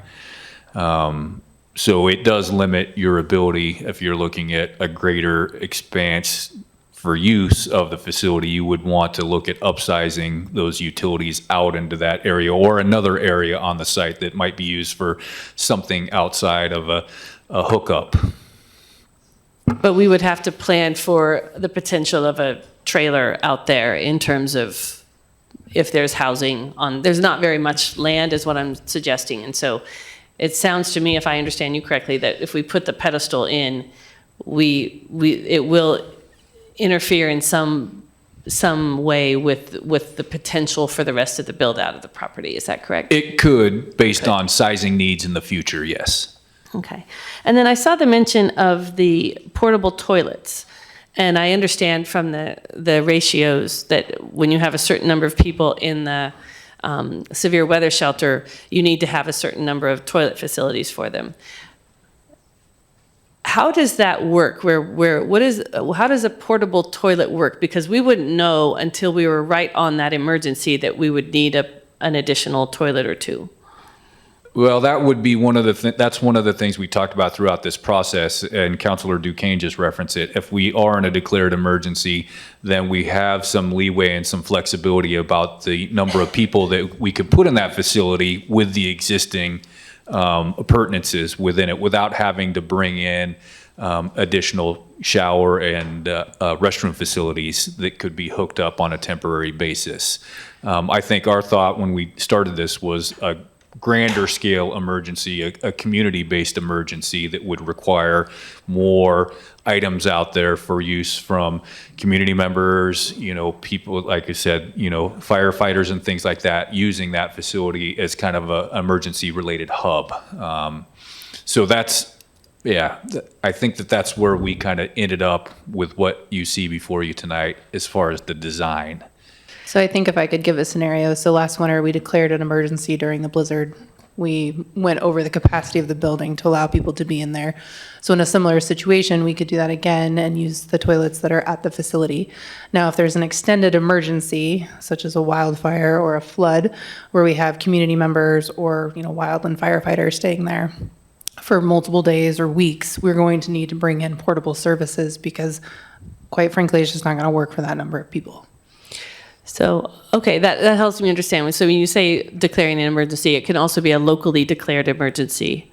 It doesn't have to be a state or federal declared emergency. I believe that's how we discussed it with Yeah. the building official, yes. So when we look at this with our existing toilet and shower facilities, we could in fact accommodate the full, how's my math? 54 with the 2 overflow areas without having to suddenly scramble for porta potties or some sort of temporary toilets. Under that emergency. Under that emergency, we Correct. just have to declare a local emergency in Yes. order to do that. Yeah, and I think there's, actual use to be considered. And so if it's an emergency more than 2 or 3 days, we're going to bring in portable services. Okay, Councilor Bloom. Yeah, thank you. And I appreciate that was going to be one of my questions, and that does help. So now kind of moving on to the use of the opioid dollars, and I really appreciate the work that's been done contacting the state and kind of finding out where we stand with that, and that it would be allowable, other cities are doing it. Unfortunately, in the last 2 years of having to deal with this building, the state's lied to us before. They've tried to move the goalposts on us. And so I understand that there is a potentiality that could happen. And in that case, we would have to expand the kind of opioid addiction treatment facilities that the state would then require. Am I wrong in that, legal, that is a possibility? That the state moves the goalposts at some point? Sure, that's always a possibility. However, we've talked about this. I think, to be totally honest, I think we're getting a little bit out of the scope of this contract vote. Right now, you're acting as a contract approval board, and I understand your question, so I'll answer it in this way to the extent I can. And it kind of ties into Councilor Duquesne's question, so that'll actually be a better way to answer it. So the previous ad hoc committee had talked about appropriate uses for the property, and that included appropriate ways to help people meet the needs for transitional housing, including bridge housing, and appropriate spaces for training and meetings relating to housing and homeless services. That ties directly into Exhibit E of the opioid use settlement funds, which is comprehensive wraparound services to individuals, including housing, transportation, education, job placement, job training, or childcare. Those are very broad, and I think they could be interpreted by our community partners. Everyone's going to say they fit that need. So I think we would be well within those that exhibit under that regard. Providing employment training or educational services, hiring social workers, training behavioral health workers. There are so many things under that exhibit that this shelter could potentially be used for, and therefore appropriate use of those funds. So I feel very confident that unless they just completely say, we're not giving this away, if you look at the information sent out to council, which lists the numerous ways that people have used this, and it's been approved and has gone through, this falls smack dab in the middle of all of them. So I feel very confident in the work that we've done to make sure that we're using those funds appropriately. Okay. Councilor Sherrill. Thank you, Mayor. Appreciate it, Scott. Thank you for your time and bringing this forward. I've got about 4 or 5 questions. They're really direct and they're like building specific, construction related, and value.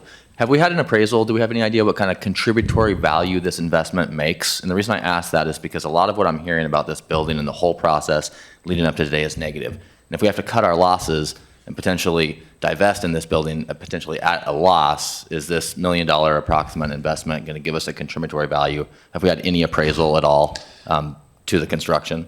Not what I would say a real estate analysis on valuation of improvements relative to the base appraisal number. So we have not looked at that. I think our goal when we started this process was to just maintain the maximum flexibility and use of the facility with said improvements recommended by the ad hoc. But we haven't done kind of a real estate analysis with a commercial broker having them give us their best idea of what it would do to the facility itself. In your opinion of overseeing facilities, do you think this $1 million investment is going to be a good investment into this asset? For continued operation for the city of what we talked about, I feel like it will be. It provides the benefit of what the discussion for the master plan ad hoc committee has brought forward, while still allowing flexible use of the space, allowing other people to come in and to provide services and lease out that space for those services. And then there's still future expansion area and changes that could be had based on additional recommendations that come out of additional discussions. Copy. And then as far as the HVAC, is it just an HVAC contractor? I mean, Outlier is a reputable company. They're respected here. But is it their engineer and their HVAC contractor saying, yeah, it's from 93, upgrade it? Or have we done any data tests, like temperature tests? Have we checked the refrigerant? What type of refrigerant is it? Can we still get it? Like, do we have some data that says we need to replace it? Because what we find often in construction is that the older stuff lasts a long time, and the new products that we're installing today don't have the same legs. So have we had any data to support that? We or haven't. More is better, let's just get new stuff. Based on the age of the system and the loading required, with HVAC, and I'm not an expert by any means, but the higher the load that you put on the system, the more use, the faster they burn out over time. And with this system being from 93, and being of its age, we've seen this on our own facility side, that they will just kick the bucket. And then, as I said, you're scrambling to get replaced kind of under an emergency basis. And then you're paying a higher, front end to expedite it, especially if we're operating as a city and emergency shelter. But we haven't done any sort of test on the system itself. Copy. Two more. Have we, if we were to compare, again, super respectable company, a lot of confidence in them, but if we were to look at the contract we currently have with Outlier downtown, can we say that they're staying on budget and on time schedule? Because that's a good comparator to the work we're about to take on and the lift we're going to take at 2200. So I did actually look at bid tab from Community Center Pioneer Hall to cross compare a couple of items. And in the bid tab in your GMP, they kind of align with the previous pricing we've seen, especially on the HVAC system units and, some of the fit and finishes work that are proposed inside 2200. So it generally aligns with what I've looked at, cross comparison. And then timeline similar as well? The timeline was extended for community center because we had the MAC and some additional structural renovations. So Pioneer Hall was completed within about a month and a half of the original anticipated finish date, which was slowed down by our process primarily and some lead time issues that came up.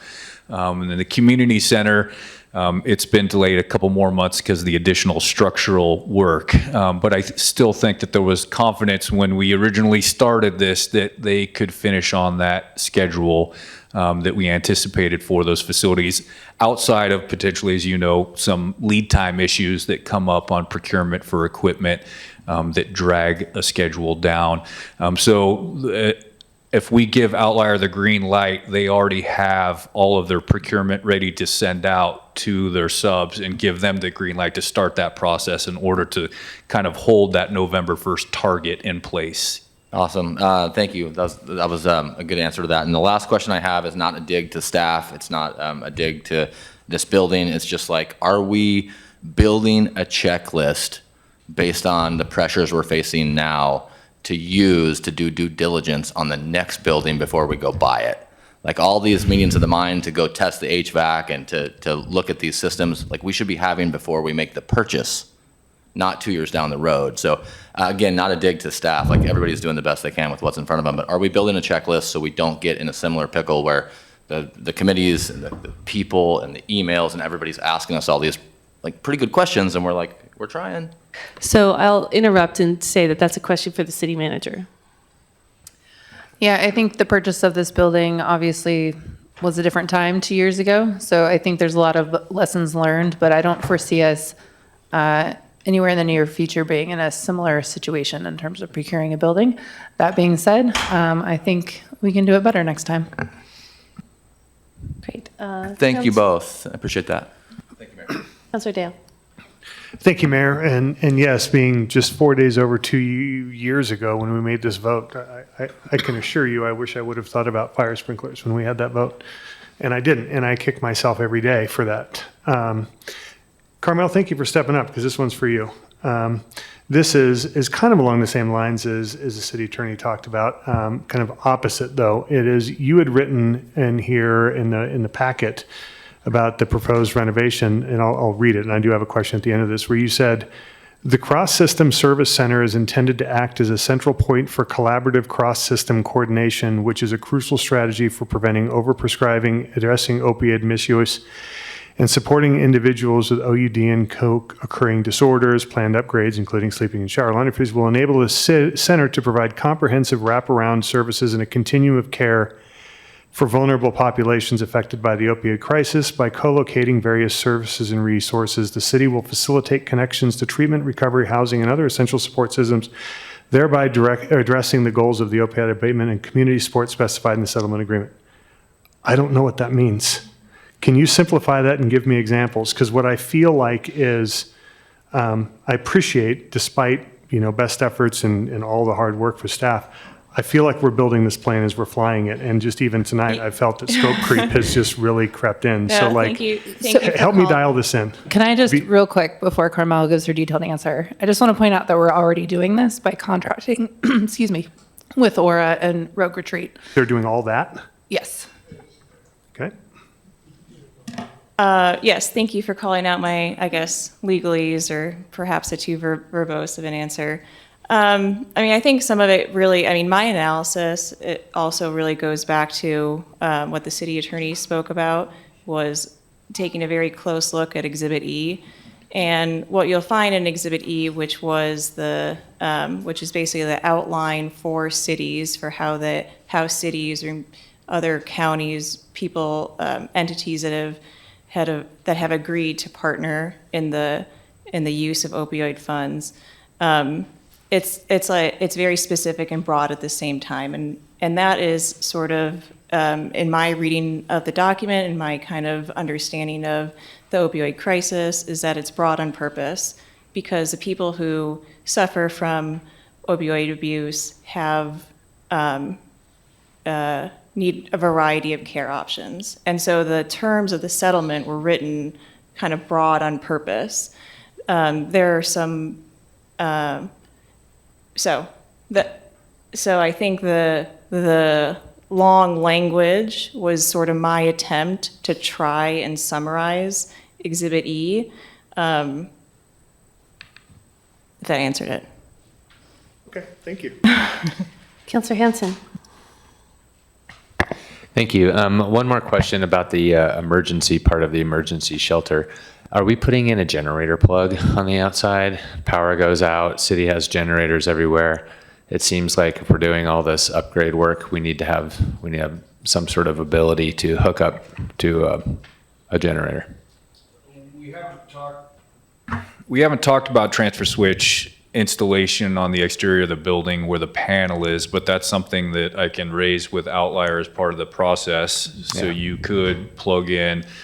We do have trailer mounted generators in the city infrastructure that are used in other locations that could be deployed potentially to provide backup power to the facility. So I can raise that with Outlier as part of the discussion. Since if they move forward with panel upgrades and electrical changes, that's something that could potentially be easily slipped into that portion of the work. Right. Thank you very much. Appreciate that. Councilor Kaplan. Yeah, thanks, Mayor. Scott, I'm trying to move us towards, I'm trying to craft a motion, but I need a little bit of help because where I'm going is I'm going to try to create a motion that approves the contract amendment, as we're talking about, defers the HVAC upgrades for the main part of the building, but includes a separate HVAC system for that main shelter area. And my problem is, what's the amount not to exceed that it should include? So I would look at it from a contracting flexibility side of things, because if you look through the GMP, everything is itemized per a bullet and its amount. We can cross things off that list and add things to it. So you would be generally, to provide us the ability to have those conversations, allow Outlier to do their work, get bids back from the sub, and refine those numbers, you would look at the alternate one motion. And what we do as part of the contracting process is do reconciliations throughout the structure. So say Outlier finishes a scope item and it came in under budget by $500, then there's a change request that credits our contract amount by that $500. If a budget item goes over by $500, we do a change request to process that addition for $500. And so it's a continuous balancing of reconciling the amounts for each one of those bid items throughout the whole process. And that's how we've done the community center. We've had credits and we've had debts as part of each one of the scope items that get reconciled. So if we have that, I'll just say that 917 amount, that gives us the ability to let them go look at that other unit. We pause the 2 new units. So just for reference, the new unit would be 60,000 plus the electrical work.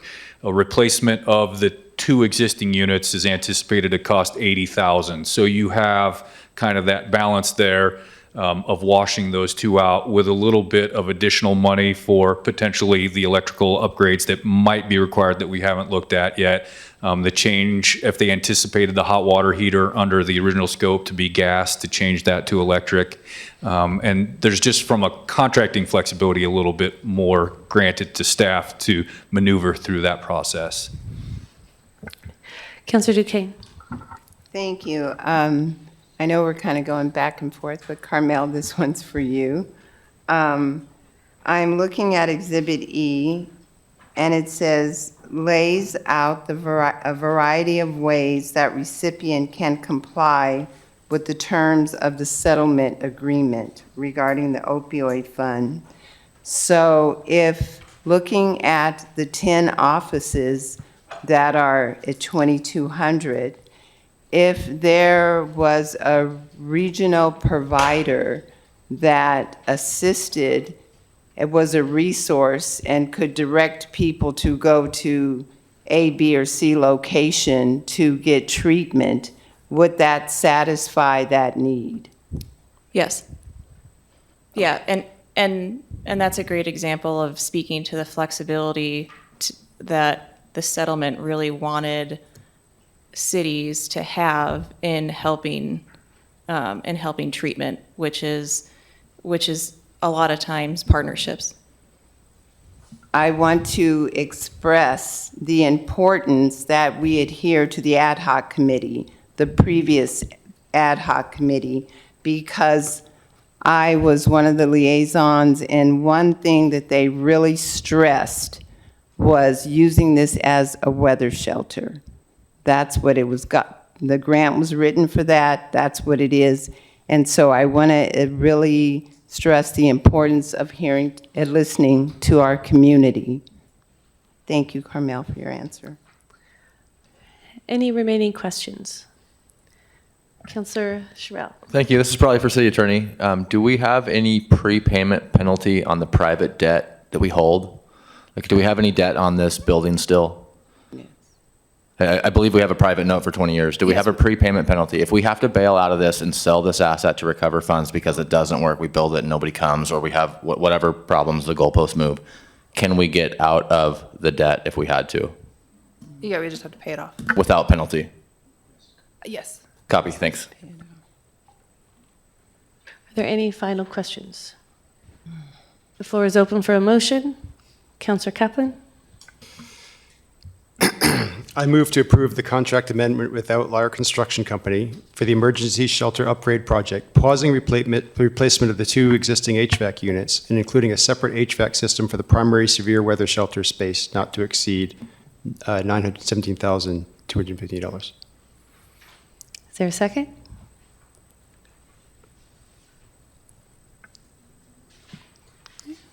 For lack of a second, the motion fails. The floor is open for a motion. Councillor Hansen. Thank you. I move to approve the contract amendment with Outlier Construction Company for the emergency shelter upgrade project, including alternates 1 and 2 in an amount to not exceed $947,936. Second. Counselor Hanson? Thank you. I appreciate my colleague's amendment or motion. Thank you. But I'm really interested in the ultimate flexibility of this property. Having been through a couple natural disasters here in Ashland, I think it is a wise investment for our community. Now, I know that this is going above and beyond perhaps the emergency shelter minimum mandate, but we have invested enough in this resource that I feel that it's important for us to take it to the next level. I'm really distressed that we didn't have our shelter in hand for last winter, and I realize that staff worked hard, and now here we are, and I'm glad to hear that we can try to get in there by November. And that's my primary concern, is can we get in there by November? And I'm glad that we're here. So I hope that something passes tonight, if not this, one of the other amendments, because that's the most important thing. I love the plan. I love the ability for services and to help our unhoused community get those services and get the help that they need, and ultimately housing. So for those reasons, and for all the work that's put into this, I think that is the best wise investment for the city to go for both the alternatives, and that's why I support this, why I'm making this motion. Counselor Sherrill? Yeah, thank you, Mayor. I could have supported either motion, I think, but I think there is going to be an economy of scale if we do this job. Let's do the best we can while we're in there, so we don't have any callbacks, and I hope we're not taking longer and costing more. Counselor Bloom? Yes, I move to amend the motion to add direction to staff to do the following before the building becomes operational. The no shower or laundry trailer will be allowed unless in the event of a citywide emergency, that there will be no camping or outdoor lodging unless with the express permission of the city council, that the selection of service providers for the building must be approved by council, that all access to services will be by appointment only, that property should be fenced and well maintained with additional trees, fire-safe landscaping, continuous weed abatement, and routine maintenance to keep the site visually in line with other city facilities, and that before the building is operational, there is a clear operational budget for the expenses the city would be responsible for. Second. Counselor Bloom? Yes, I'm making this amendment to the motion because these are quite literally what the original ad hoc committee put in their recommendations. And I think that if this does go forward, which I do not support at this time, I think that it's important that we formalize those recommendations and make sure that they are carried out on behalf of the ad hoc committee and the hard work that they put into this. Counselor Duquesne?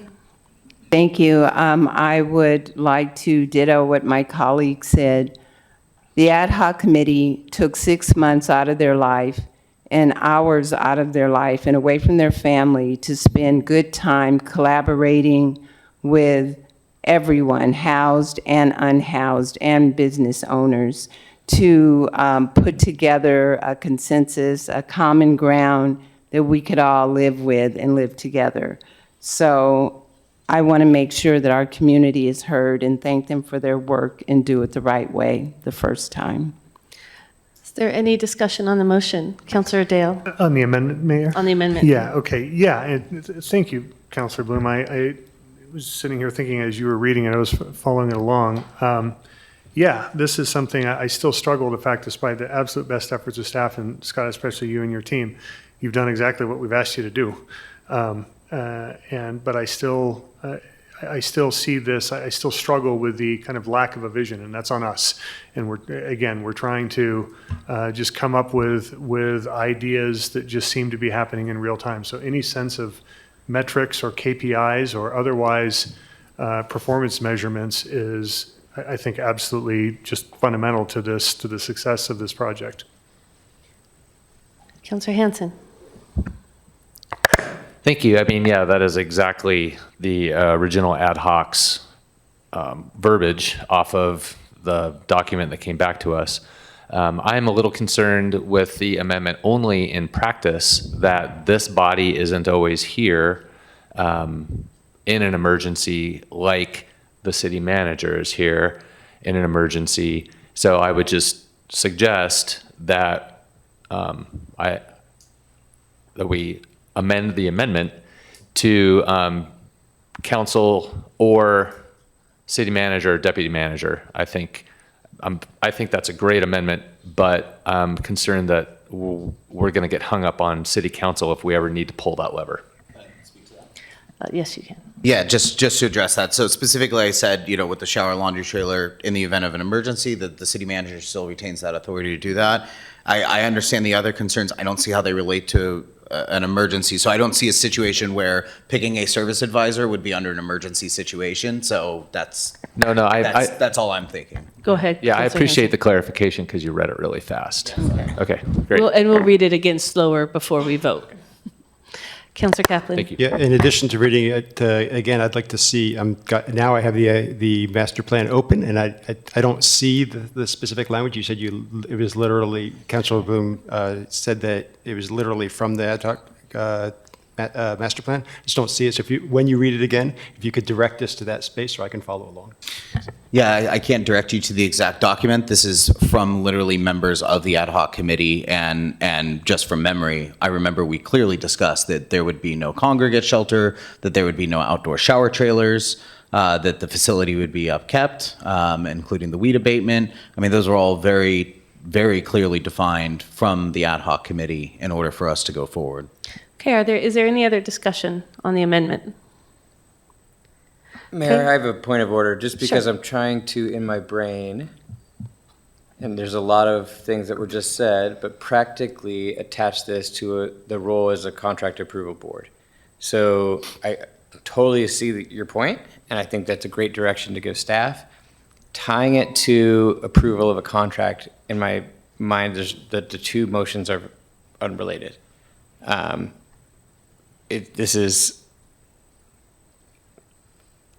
It's very sticky, and it's tough for me to even follow at the moment. And so I'm just throwing that out there, that it's creating some confusion as to the role and the specific issues that are happening. And I understand the perspective, and I understand the concerns, and I support that. Not that it's my place, but I'm just practically speaking, as the parliamentary, weighing in here, I think that there are some issues with the way this is getting structured. Can I speak to that? Not yet. What would be your recommended path forward? I think a voting on the contract motion, and then a separate motion directing staff and getting the support of council to put those things in place, as like with any other motion that would take more than 2 hours of staff time. If that just... And is there a particular order that is required to go in? Might the council take up what is the structural elements of this amendment prior to the vote on the... Well, now you have to vote on the amendment and then on the... Well, no, they can also be, we can unwrap all of this. So what would your preference, is there a prohibition on which one goes first? No. Okay, all right, thank you. So we have a structural question here. And under the advice of our parliamentarian, it would make sense to split this motion.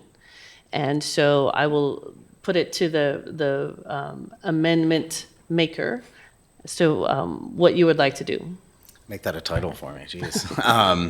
I think that this amendment is legitimate in this situation. It is germane to the topic that we're discussing, and it involves adding staff direction. So the main motion goes forward to approve the contract in this case that Councilor Hanson made, and this is simply an amendment giving staff direction to do these particular things as the building becomes operational.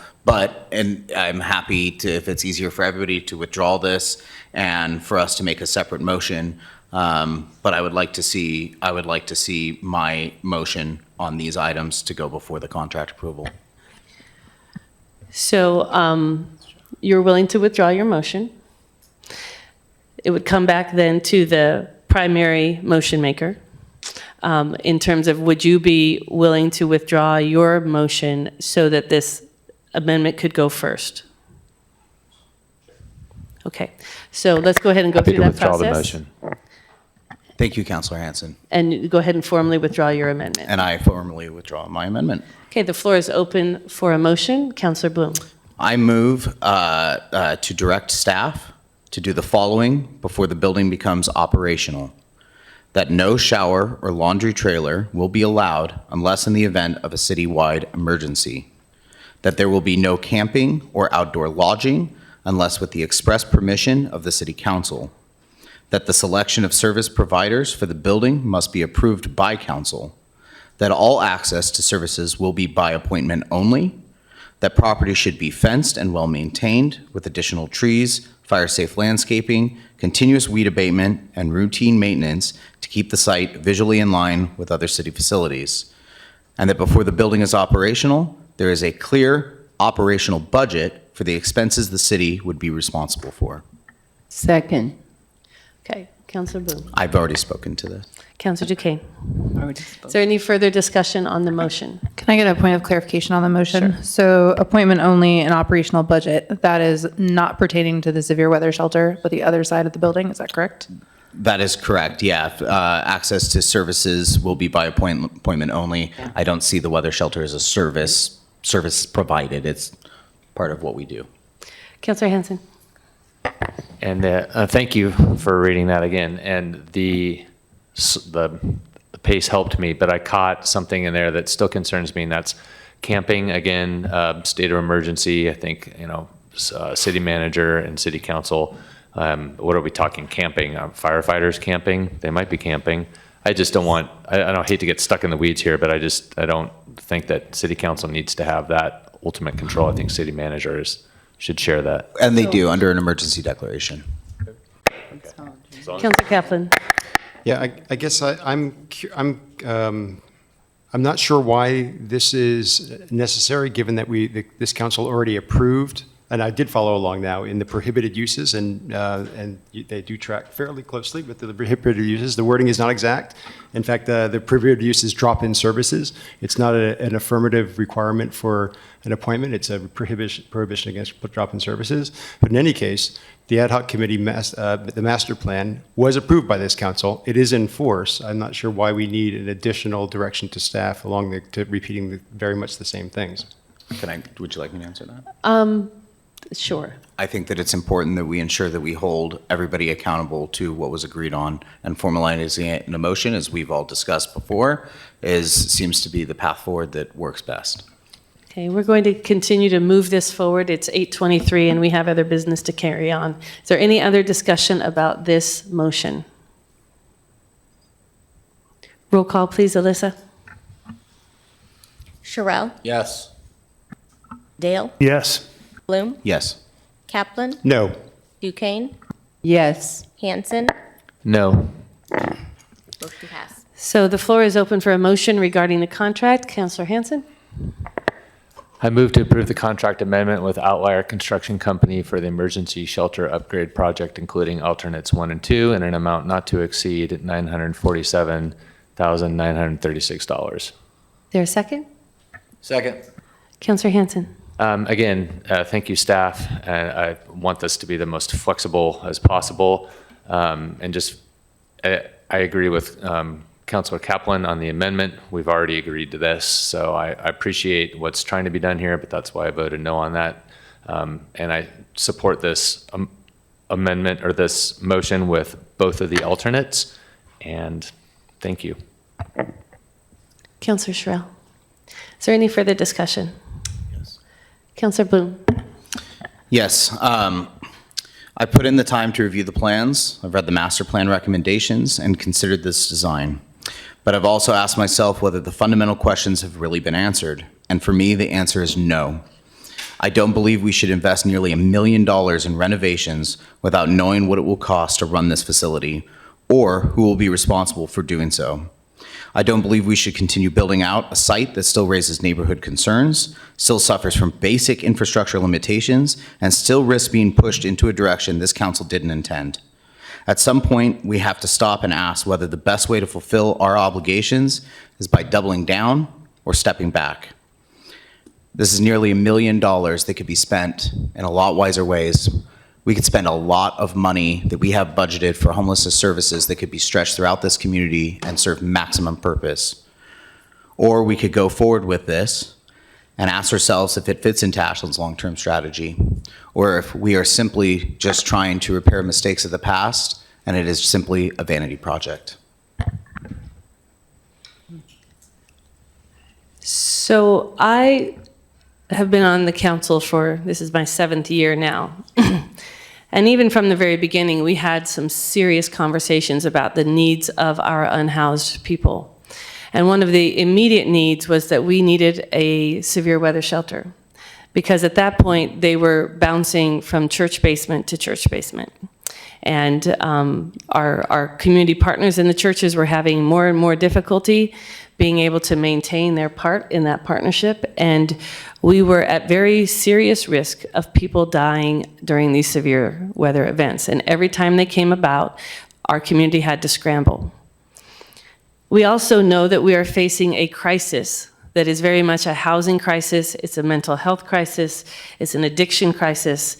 All of those things call on us to provide a certain type of service to our unhoused people. And that involves wraparound services. That's why we have been partnering with other service providers. The city is not necessarily a service provider in this way. We need to get this work done through partnerships. One of the things that I notice in the work of local government is that it is very often an imperfect process.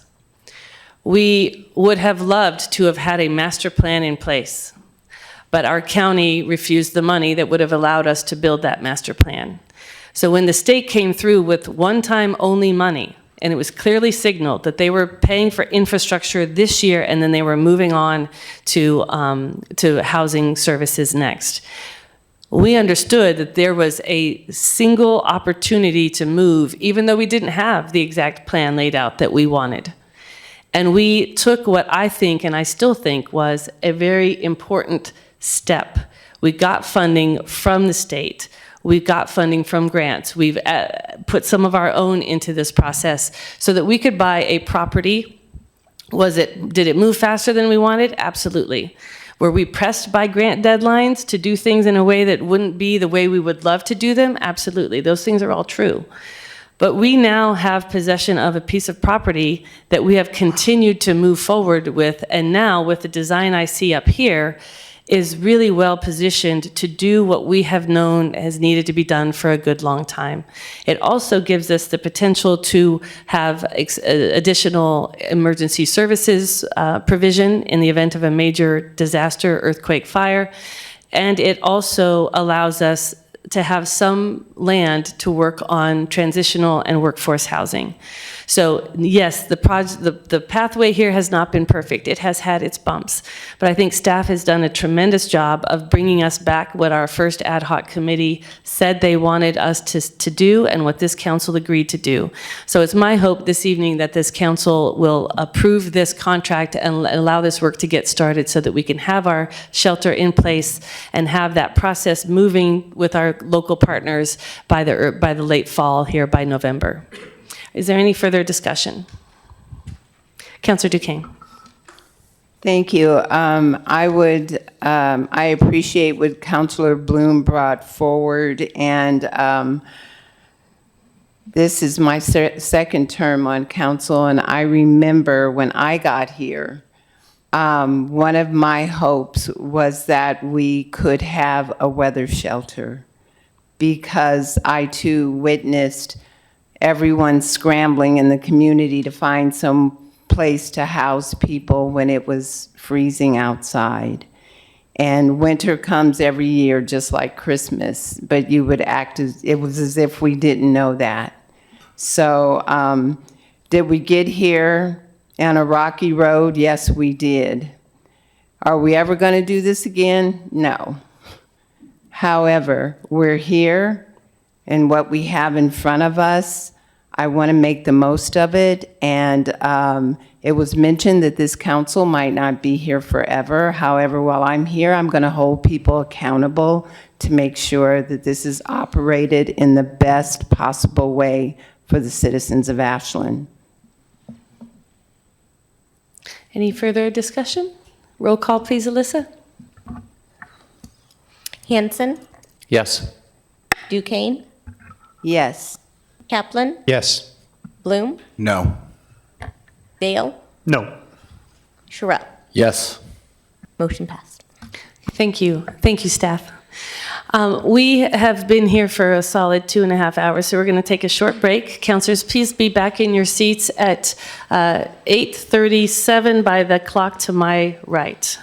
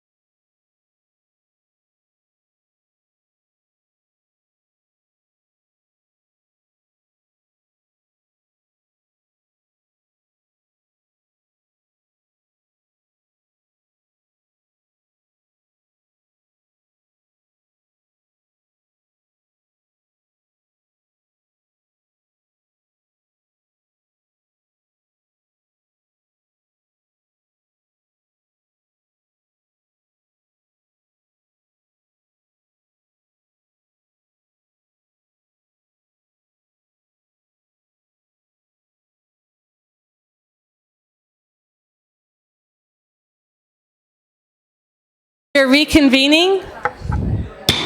I call this meeting back to order.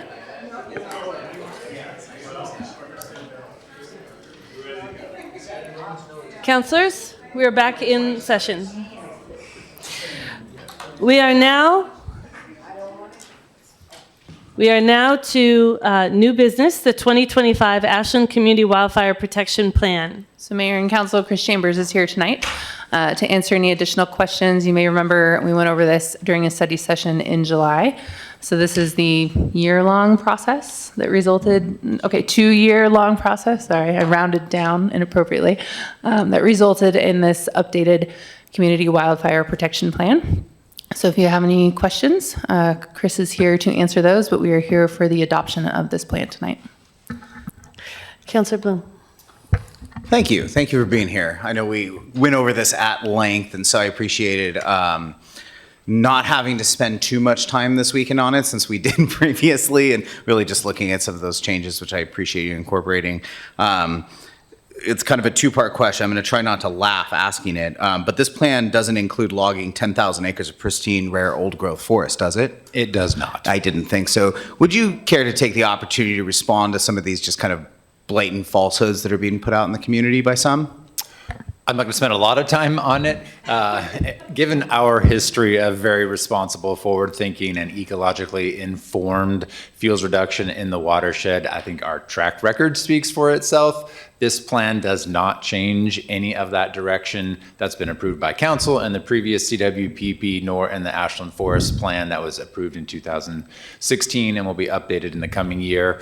The city remains definitely committed to the ecological integrity of our watershed. We've learned a lot over the last 20 years in forest management.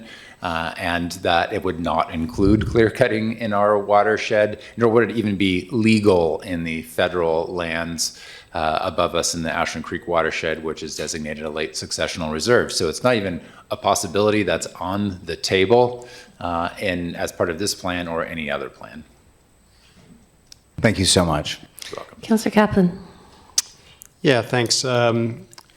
I want to take up this same point in just a second, but before we do that, I want to thank you for the memo that you prepared, because when you presented this to us before in the study session, I asked very specifically for what is it that only the city can do. Yes. And you came up back with a 3-page memo, very explicit description of what things only the city can do. I also had asked at that point for those things that the city should do in order to ensure that community partners can be successful. And it's a little less clear in there, but there's a little bit of that in there, and I think you've hit on some of those things. So, but I'll be pressing on that more as we go along, because I know that this is just the overall plan. There's going to be individual initiatives, and we're going to see some of those again. And I'm going to continue to try to work with you to see, well, what is it that the city can really do to make others effective in doing the things that the city really wants them to do as well.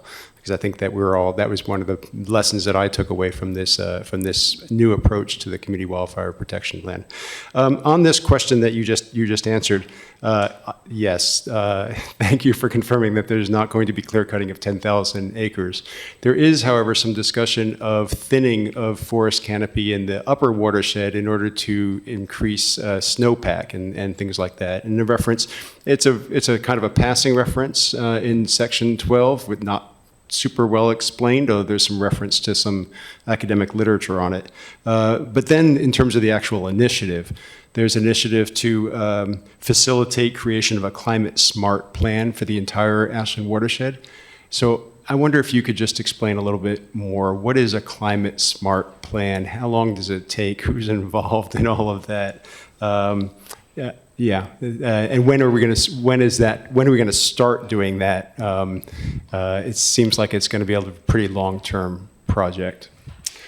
I believe that will be a long-term project. First, I want to introduce our extraordinary volunteer, Sharice Sidoriak, and in part because Sharice brought this idea of climate smart planning to the Forest Lands Management Advisory Committee actually a number of years ago, before we even started this, as we were looking at a climate change adaptation addendum to the Ashland Forest Plan.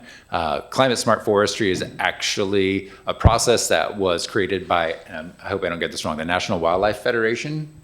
It was an interagency team that was led by the National Wildlife. Your mic's Oh, yeah, there you go. Do I keep it down? No, it'll you're stay. fine. It'll It's, stay on. it's fine now that you've hit it. Okay. The Climate Smart approach was developed by a collaboration of federal and nonprofit entities to take a hard look at the planning process. Someday we could give you a full-on presentation on it, but there's a publication in 2014 that describes the process.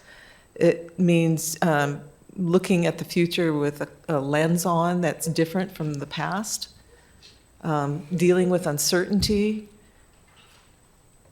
But I don't think that's what we're here for tonight, so I'm not going to talk about it.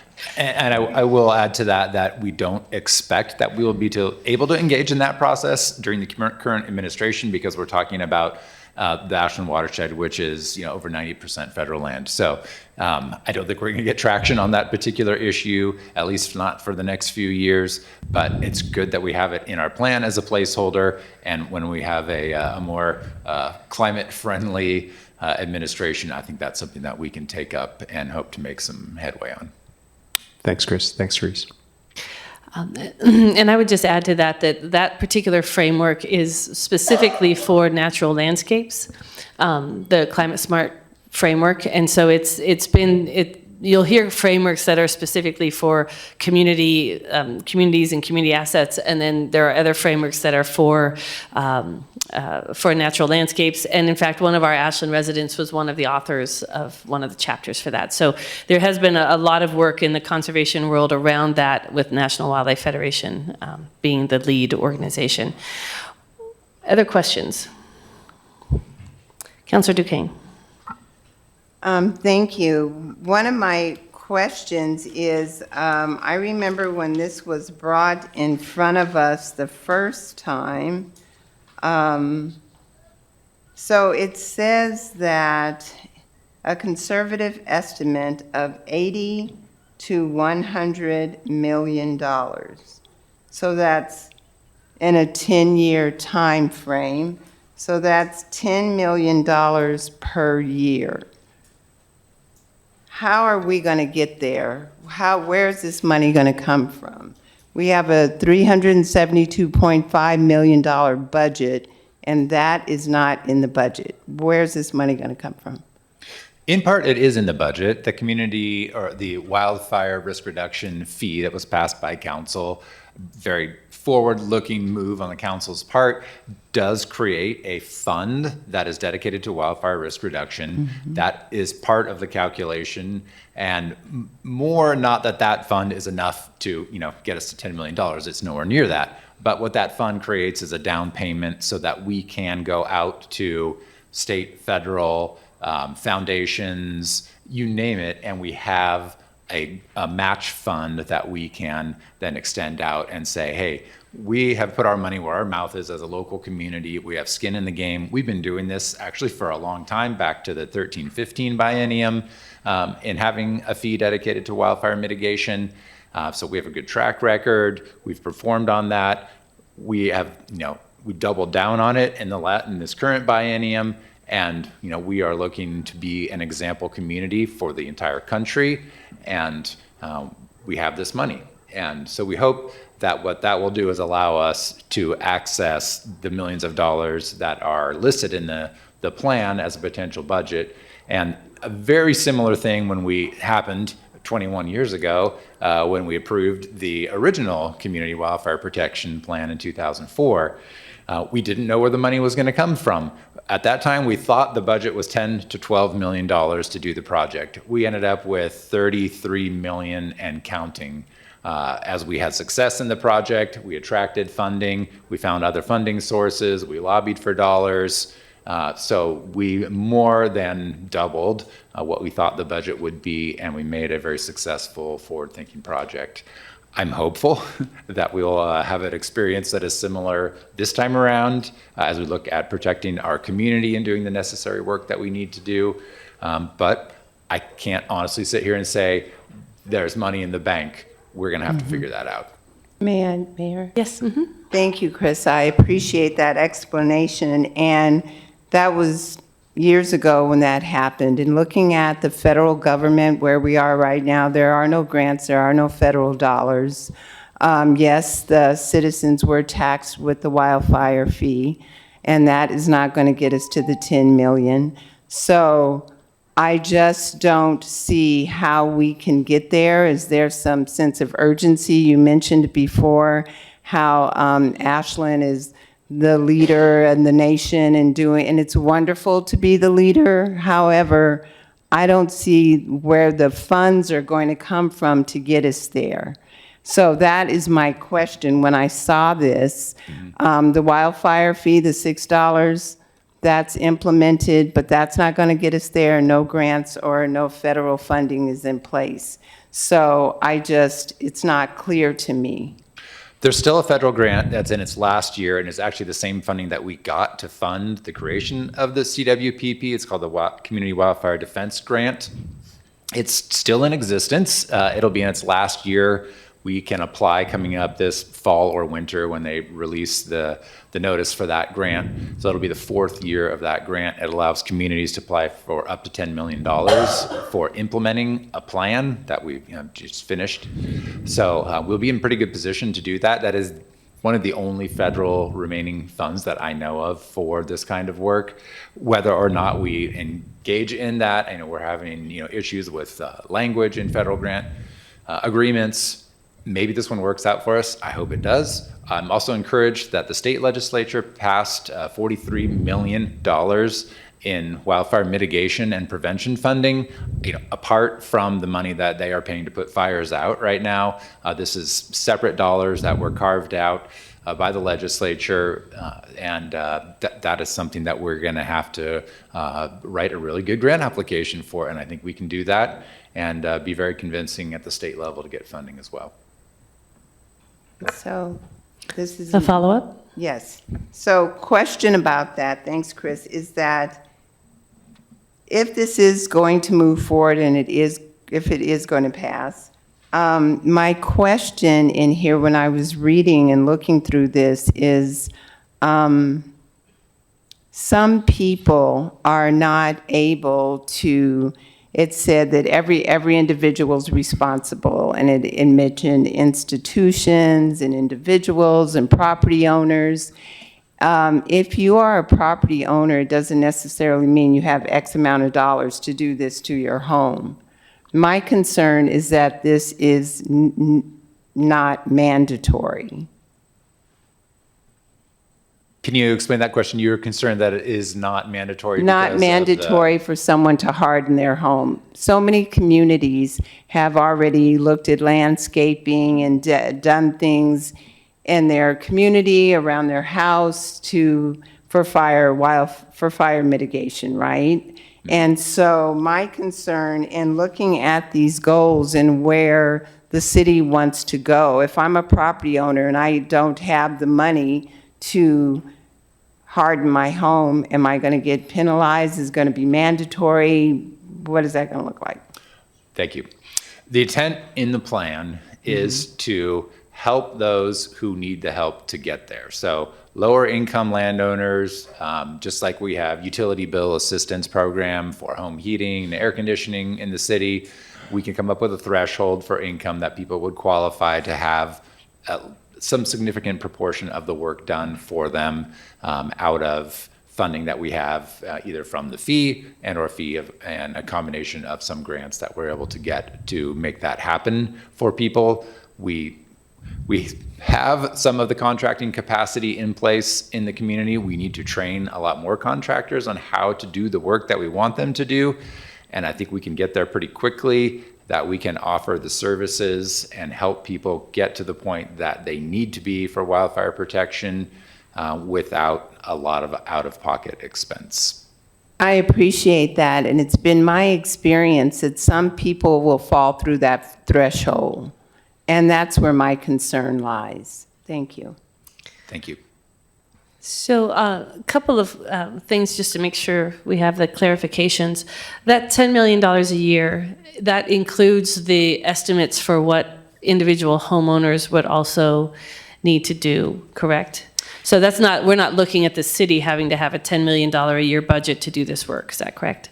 That would include contributions from the homeowners themselves. That looks at our experience in the current FEMA grant and where we've offered the money to help people. Homeowners will often spend over and above the amount that's required for their match. So, if we're requiring 25% that they kick in, they often do more and end up paying 50 to sometimes 75% because they wanted to just go ahead and do the whole package.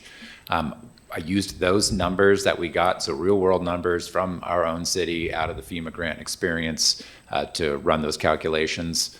So we completely expect that for those who can do the work and pay for it, great. That is included in the $10 million. Great.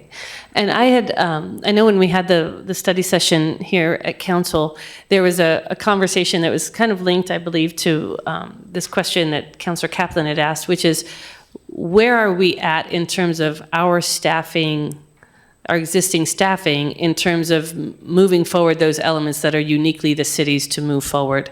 And I asked that question by email, and I believe Mr. Shea sent a good answer out, but I think the community might do well to hear it in terms of how well are we suited at this moment with the staffing we have to get started on this plan, and is there a significant gap in staffing immediately known that we should be looking to address? So we had a long discussion in our division about this.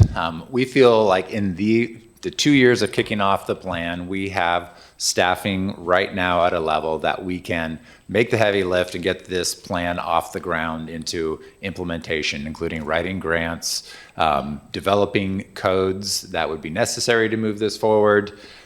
We will have to have this discussion at some point about maybe another FTE to add to the division so that we can eventually enforce the codes. But we're not going to get there within the first 2 years. So in the current biennium, we're not saying that we want any more staff. We also have to realize that this is a community effort. We already have partners who are at the table with funding in hand, including the Chamber of Commerce for the business community portion of what is in the plan, and also applications that are being submitted by the Ashland Climate Collaborative that and Mayor submitted a support letter for. Thank you very much. So we're expecting that this isn't just all falling on the city's shoulders, and in fact, that's the way the plan was put together. It's a community plan, and in fact, we left the city logo off it, and I'll just apologize to the city for that, but that was purposeful in order to make this not something that every time question comes up, we got to go to the city council and ask for an answer, or we have to go to the fire department. This is a collaborative effort in our entire community because we all stand to benefit from it and we all stand to lose if there is a major wildfire. So we need all of the institutions, nonprofits, everybody at the table to step up and do some of it. This is meant to be a truly community wildfire protection plan. Great. Councilor Duquesne? Thank you. Okay, last question. I just wanted to, you mentioned it's not on the city's shoulders. I don't want it to be on the people's shoulders either when it comes to dollars and cents. So in developing code that you mentioned will happen eventually, while doing that, can you assure the community that it's not going to be anything mandatory that they will have to do to their property or be penalized if they don't? So I don't think we can assure that because any code would come to council for review before it's adopted. So that would really be a discussion with the code under consideration. But I think it's fair to say that there won't, those code changes will not be made without council approval. So any concern that you might have, there will be a discussion and a vote at the council around those code changes. Is that correct? Absolutely. And I think that's an important point about anything in the Community Wildfire Protection Plan. Just by adopting the plan doesn't make it so the very next day. It sets into motion processes that will come back to council, such as code adoption. Any planning that happens for work in our forests is going to either have to come back to council or combination of council and the Forest Service. So there's a long road ahead in process, and this is an important step, but it in and of itself does not pass any codes or doesn't make any significant changes without further review, further citizen participation, and further budgeting. Great. So I have one last question, and that's around the reference to thinning forest for water. It's that practice is a practice that is it's a very complex process, and so what would it look like? What is a process before the city would engage in that? Because it's potentially severely maladaptive, and so by having it mentioned in here, would it still need to come to the council before we undertook anything, even in the areas where we can control even in our own forest lands? One, the city doesn't own forest lands in the significant forest lands. We do have the windburn parcel that does get snow, the lower watershed. One is below the drainage area of Reeder Reservoir, so it doesn't have any significance in terms of capturing water that we are going to be drinking. And also, the windburn parcel is so small, it doesn't have enough area to really have any hydrological benefit to the availability of water by doing thinning.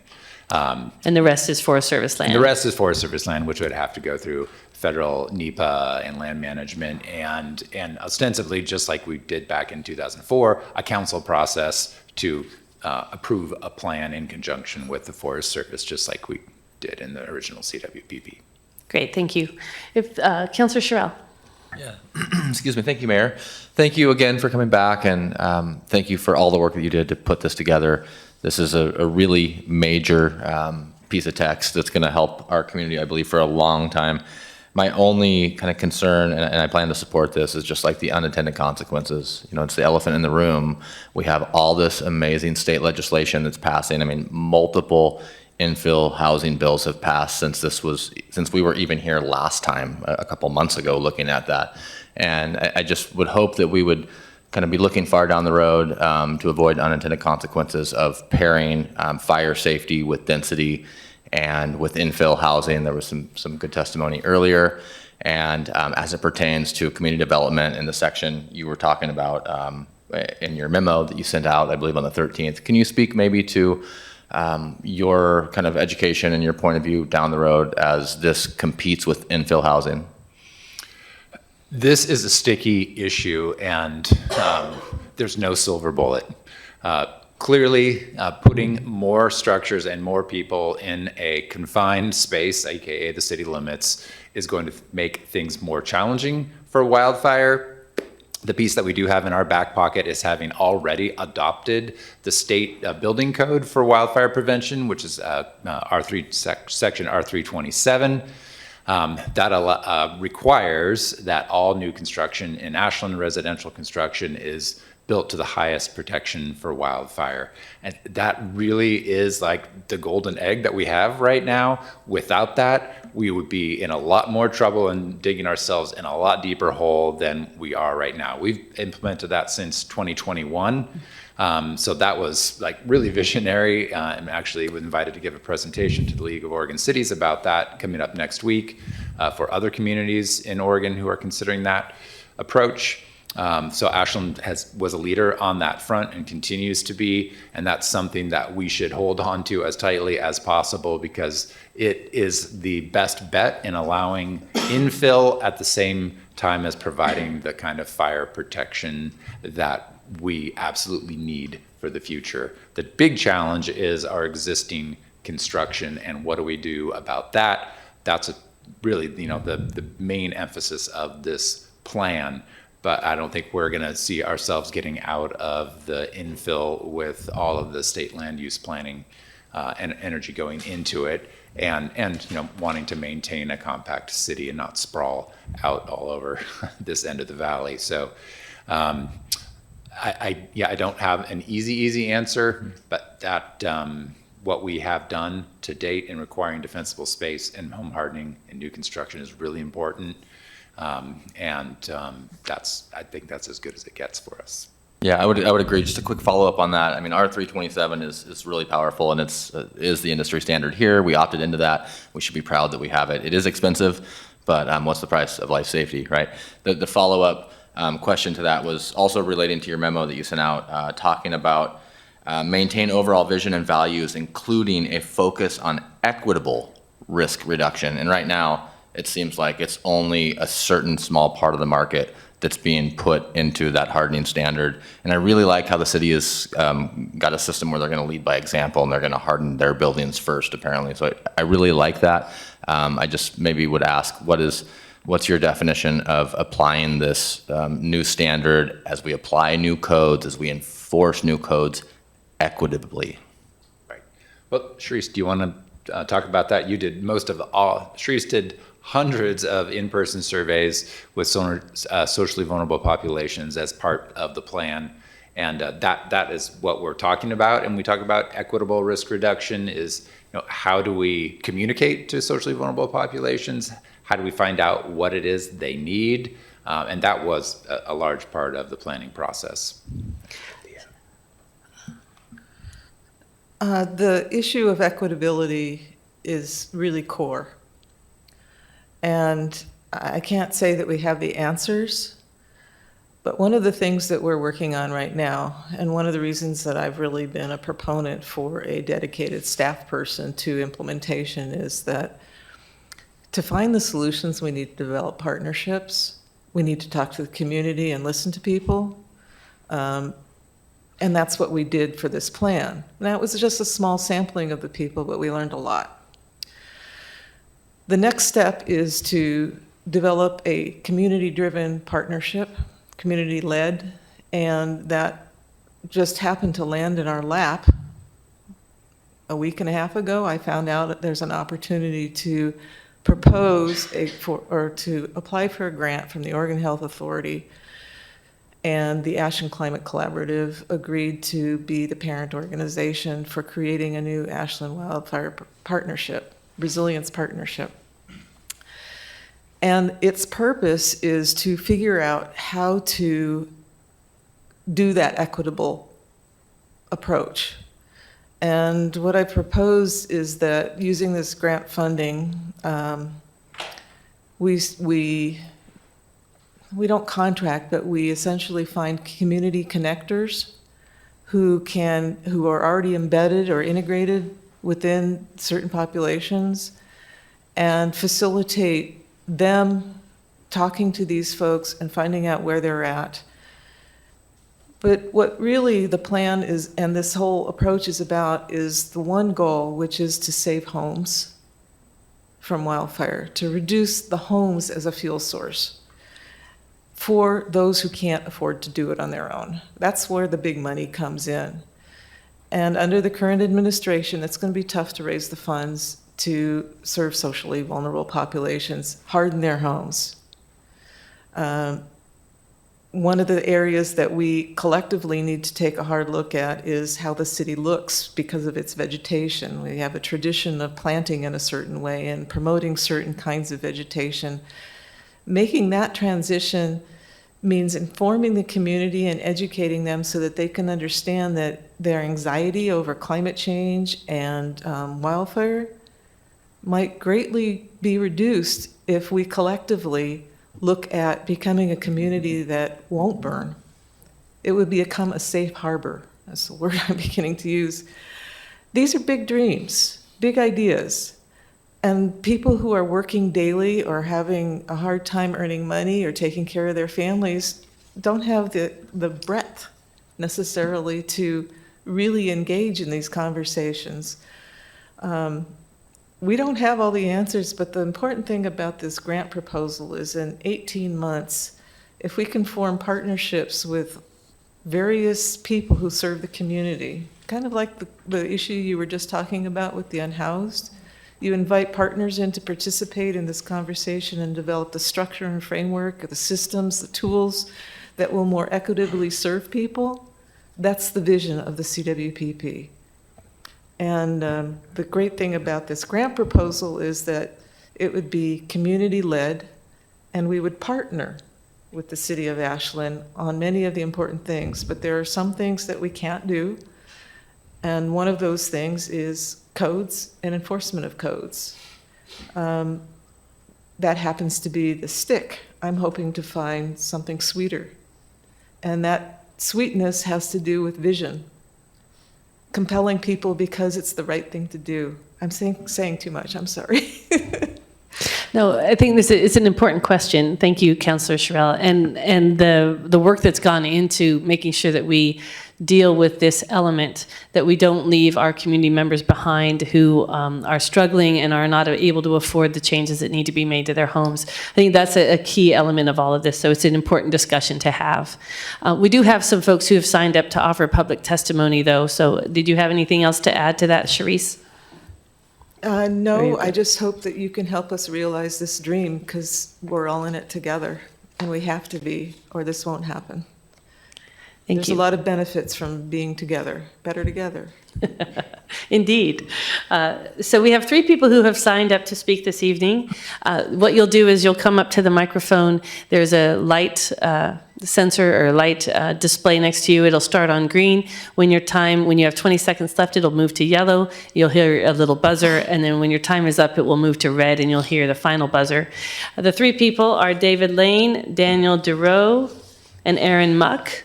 Please tell us your name and the city in which you reside when you start, and then we'll give each of them 3 minutes. You called my name first. So. Yes. I'm David Lane. I've lived in Ashland for 14 years. I've lived just on the other side of the city limits for more than 30. So I'm sort of a fixture around here. I really want to build on what Charisse said. I think we have to fix in our minds that failure is not an option. Failure would mean coming home from an evacuation and finding a pile of ashes, and we can't let that be a possibility. We have to do what we have to do. That's got to be sort of a mantra for the next 10 years. And what that means is we can't let our thinking be in the normal style. Oh, we can't do that because of such and such a regulation. Instead, we have to say, how can we do it? How can we accomplish this? That's got to be what we think. It's got to be what we get the rest of our residents to think. It's got to be a collaborative kind of situation. It's not just education, it's motivation. We don't know how to do that very well. We know how to do the opposite. We know how to use the stick, not the carrot.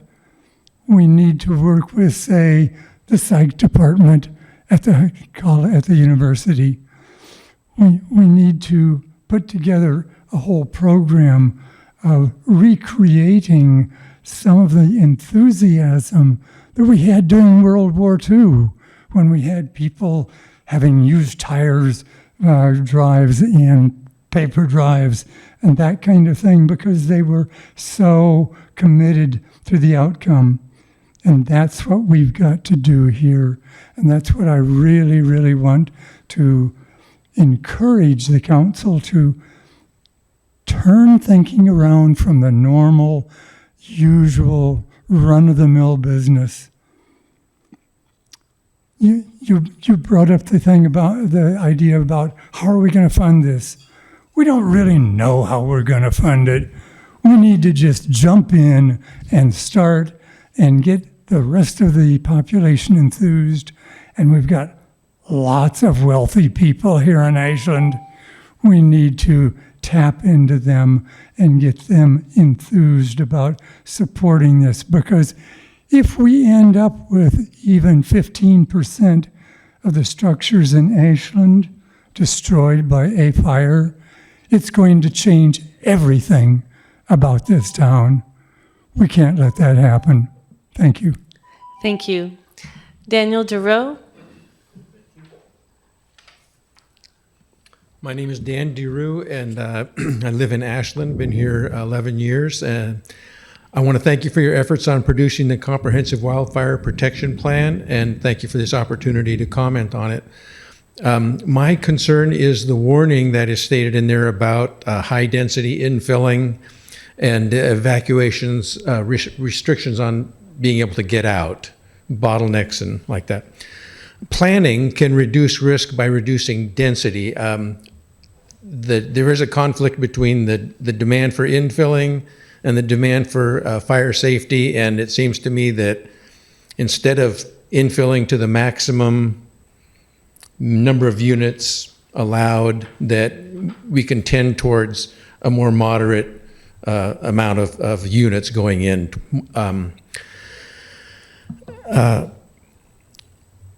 Under what used to be normal conditions, there would be no problem going forward, but now we've all agreed that the playing field has dramatically changed.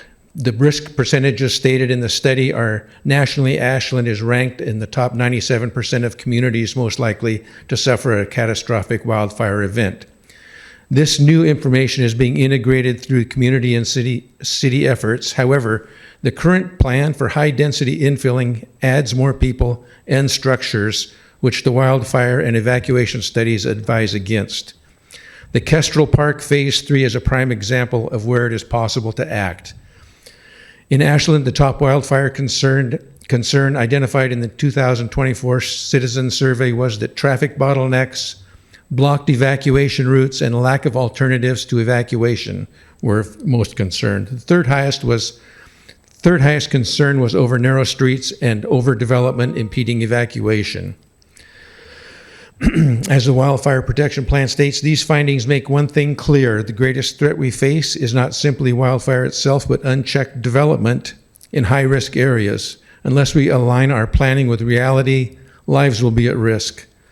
It is imperative that we reimagine both our community and our behavior, or we will face more frequent and more severe losses as the climate continues to change. Right now, we have an enormous opportunity. With careful planning and decisive action, we can prevent a catastrophic fire. Considering that the Mountain Meadows Retirement and Memory Care Complex will be in jeopardy, the proposed 38-unit development at Kestrel and the 90 units planned at Main and Mountain, right across the street here, are going to further impact safe evacuation. Now's the time to act, and I hope that the city can lower its hopes for maximum population infilling and moderate the amount of units that are being proposed for these developments. Thank you. Thank you. Aaron Muck?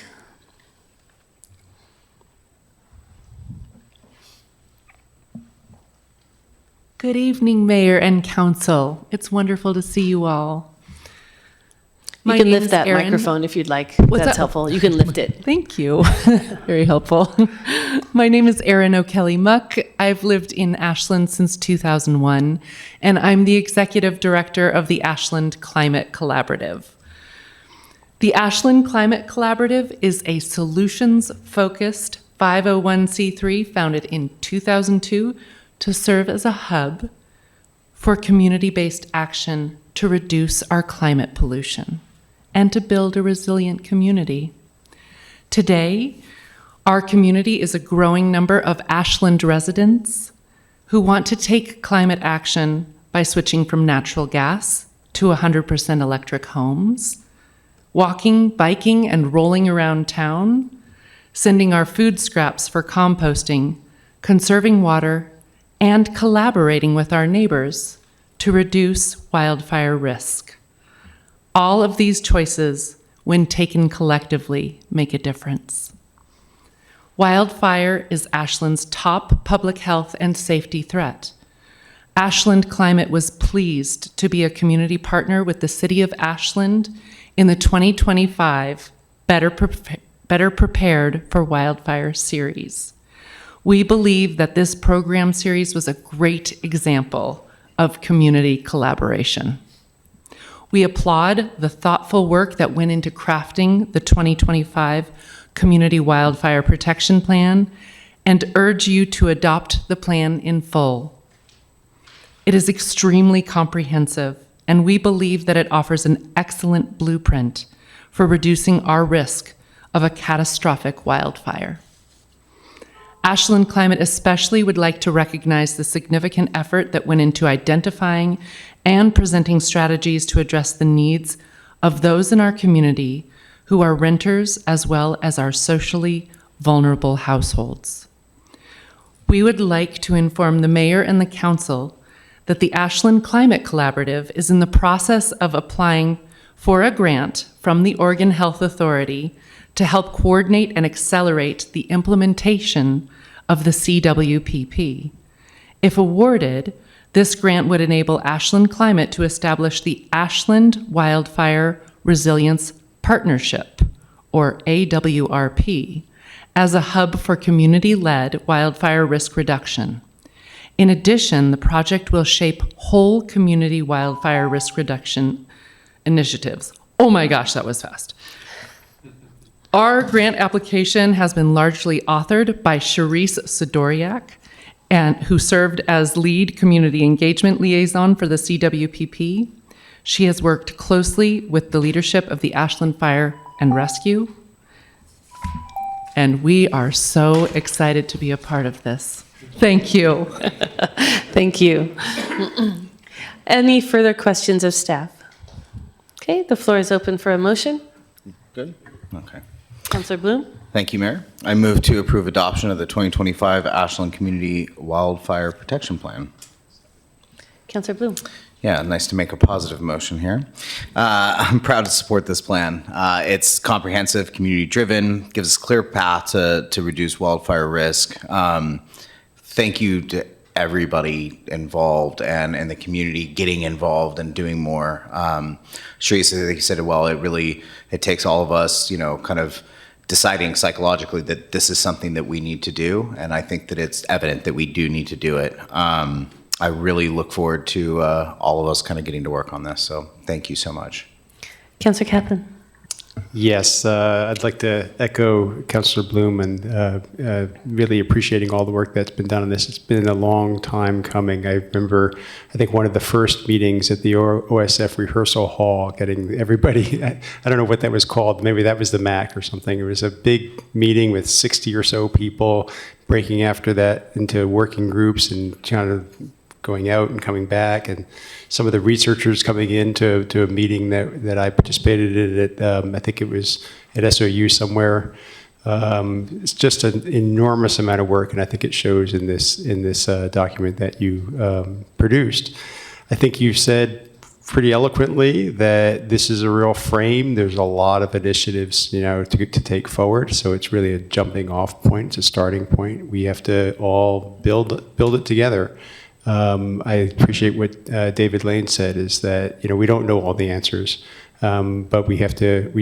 Failure is not an option, and we absolutely have to put our shoulders to the wheel and work together and figure it out and move along. So thank you very much for giving us the first push on this, more than just a push, or a shove, I guess. And I appreciate all that you've done, and be happy to support this. Councilor Duquesne? Thank you. Yeah, I think David Lane kind of cheered me over onto the other side.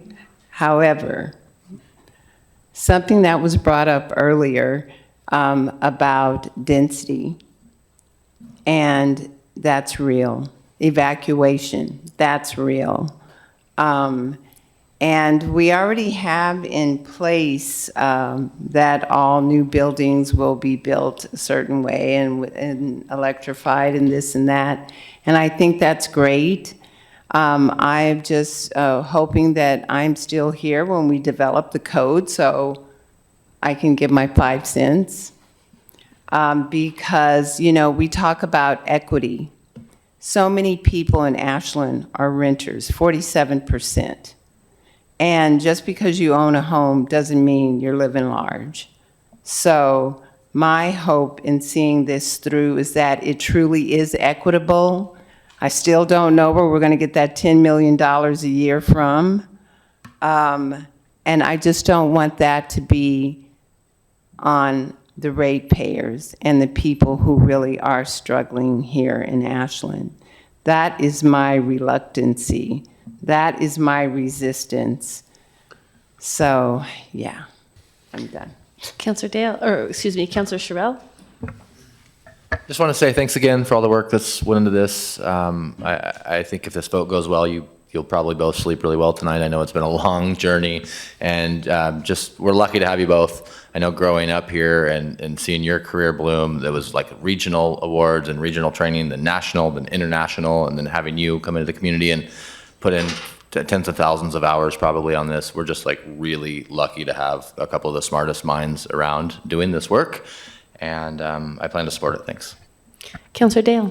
Thank you, Mayor. Yes, I wasn't going to speak to this just because I don't think I could say it any better than my colleagues here. Just a full support of this. But Councillor DeCane brought something up, and it made me think. I just wanted to state that I refuse to accept that intelligent density of housing design cannot coexist with intelligent, responsible community wildfire protection. I don't think that I find refusal to provide adequate and well-intentioned and designed housing to be the enemy of wildfire protection. We can do both. We have. There will always be a little bit of risk in a forested community. I live in a community that the area of town I live in is just, I mean, for those that know, I fly over this town all the time and look down, and there are a ton of trees, and it is very dense, and that's just somewhat of an inherent risk, and I appreciate all of our partnerships that are working very hard to mitigate that as best as possible. But you can't bring risk to zero, and I do not want any kind of the proverbial perfection to be the enemy of good when it comes to housing, because housing and infill density options are something that this council looks at, that we take very seriously, and I really trust staff and partnerships to get this right. We don't have an option not to, but I refuse to accept that they can't coexist in an elegant way. Thank you. Councillor Hanson. Thank you, Mayor.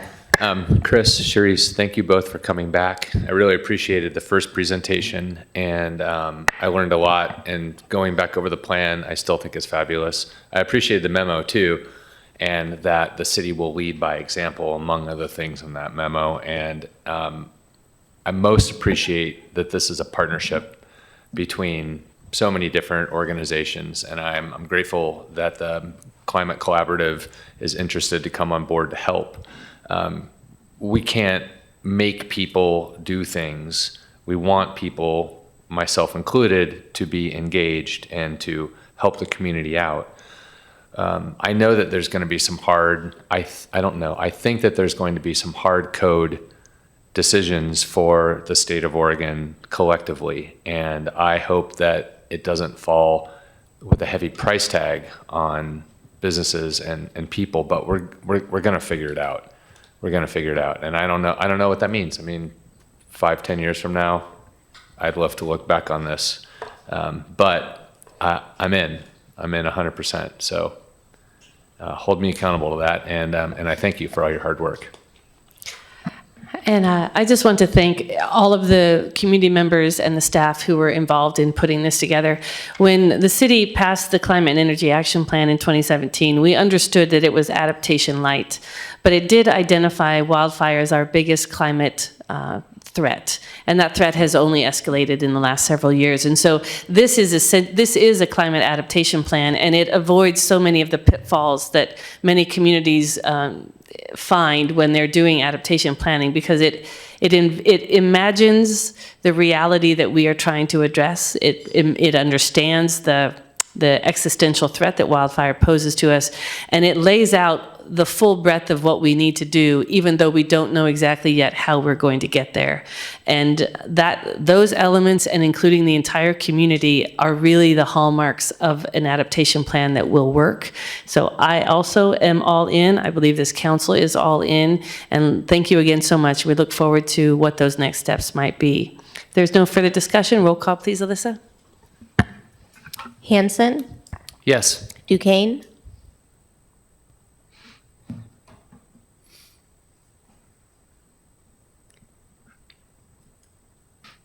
Yes. Kaplan, Yes. Bloom, Yes. Dale, Yes. Sherrill. Yes. Motion passed. Thank you. And we're going to go by this clock, the 9:27. So, City Manager, what do you have to report to us from your report? Speaking of wildfire, on August 21st, we do have a free webinar called the Wildfire Prepared Home. You can find information on how to sign up on our website. It is over Zoom, so accessible to everyone, hopefully. Culvert work is happening. There is a temporary bridge in place, so the Wonder Trail and Wasabi Trails and 2060 Forest Service Road are accessible. So there is signage up there that's hopefully steering people in the correct direction. We have switched to e-newsletter format that you can subscribe to over email. As of this week, we have over 900 subscribers, which is pretty significant over 3 weeks. And there is planner work going on downtown. The sidewalks are open, but you will see some construction with that going on. Thank you. Thank you. And I know we generally would go to liaison assignments, but we don't really have time for that tonight. Thank you both so much for your presentation. Just a reminder, the first meeting, we will not have the first meeting in September because of the Labor Day holiday, so we'll see everyone in mid-September. The floor is open for a motion to adjourn. So moved. Second. All in favor? Aye. Meeting is adjourned.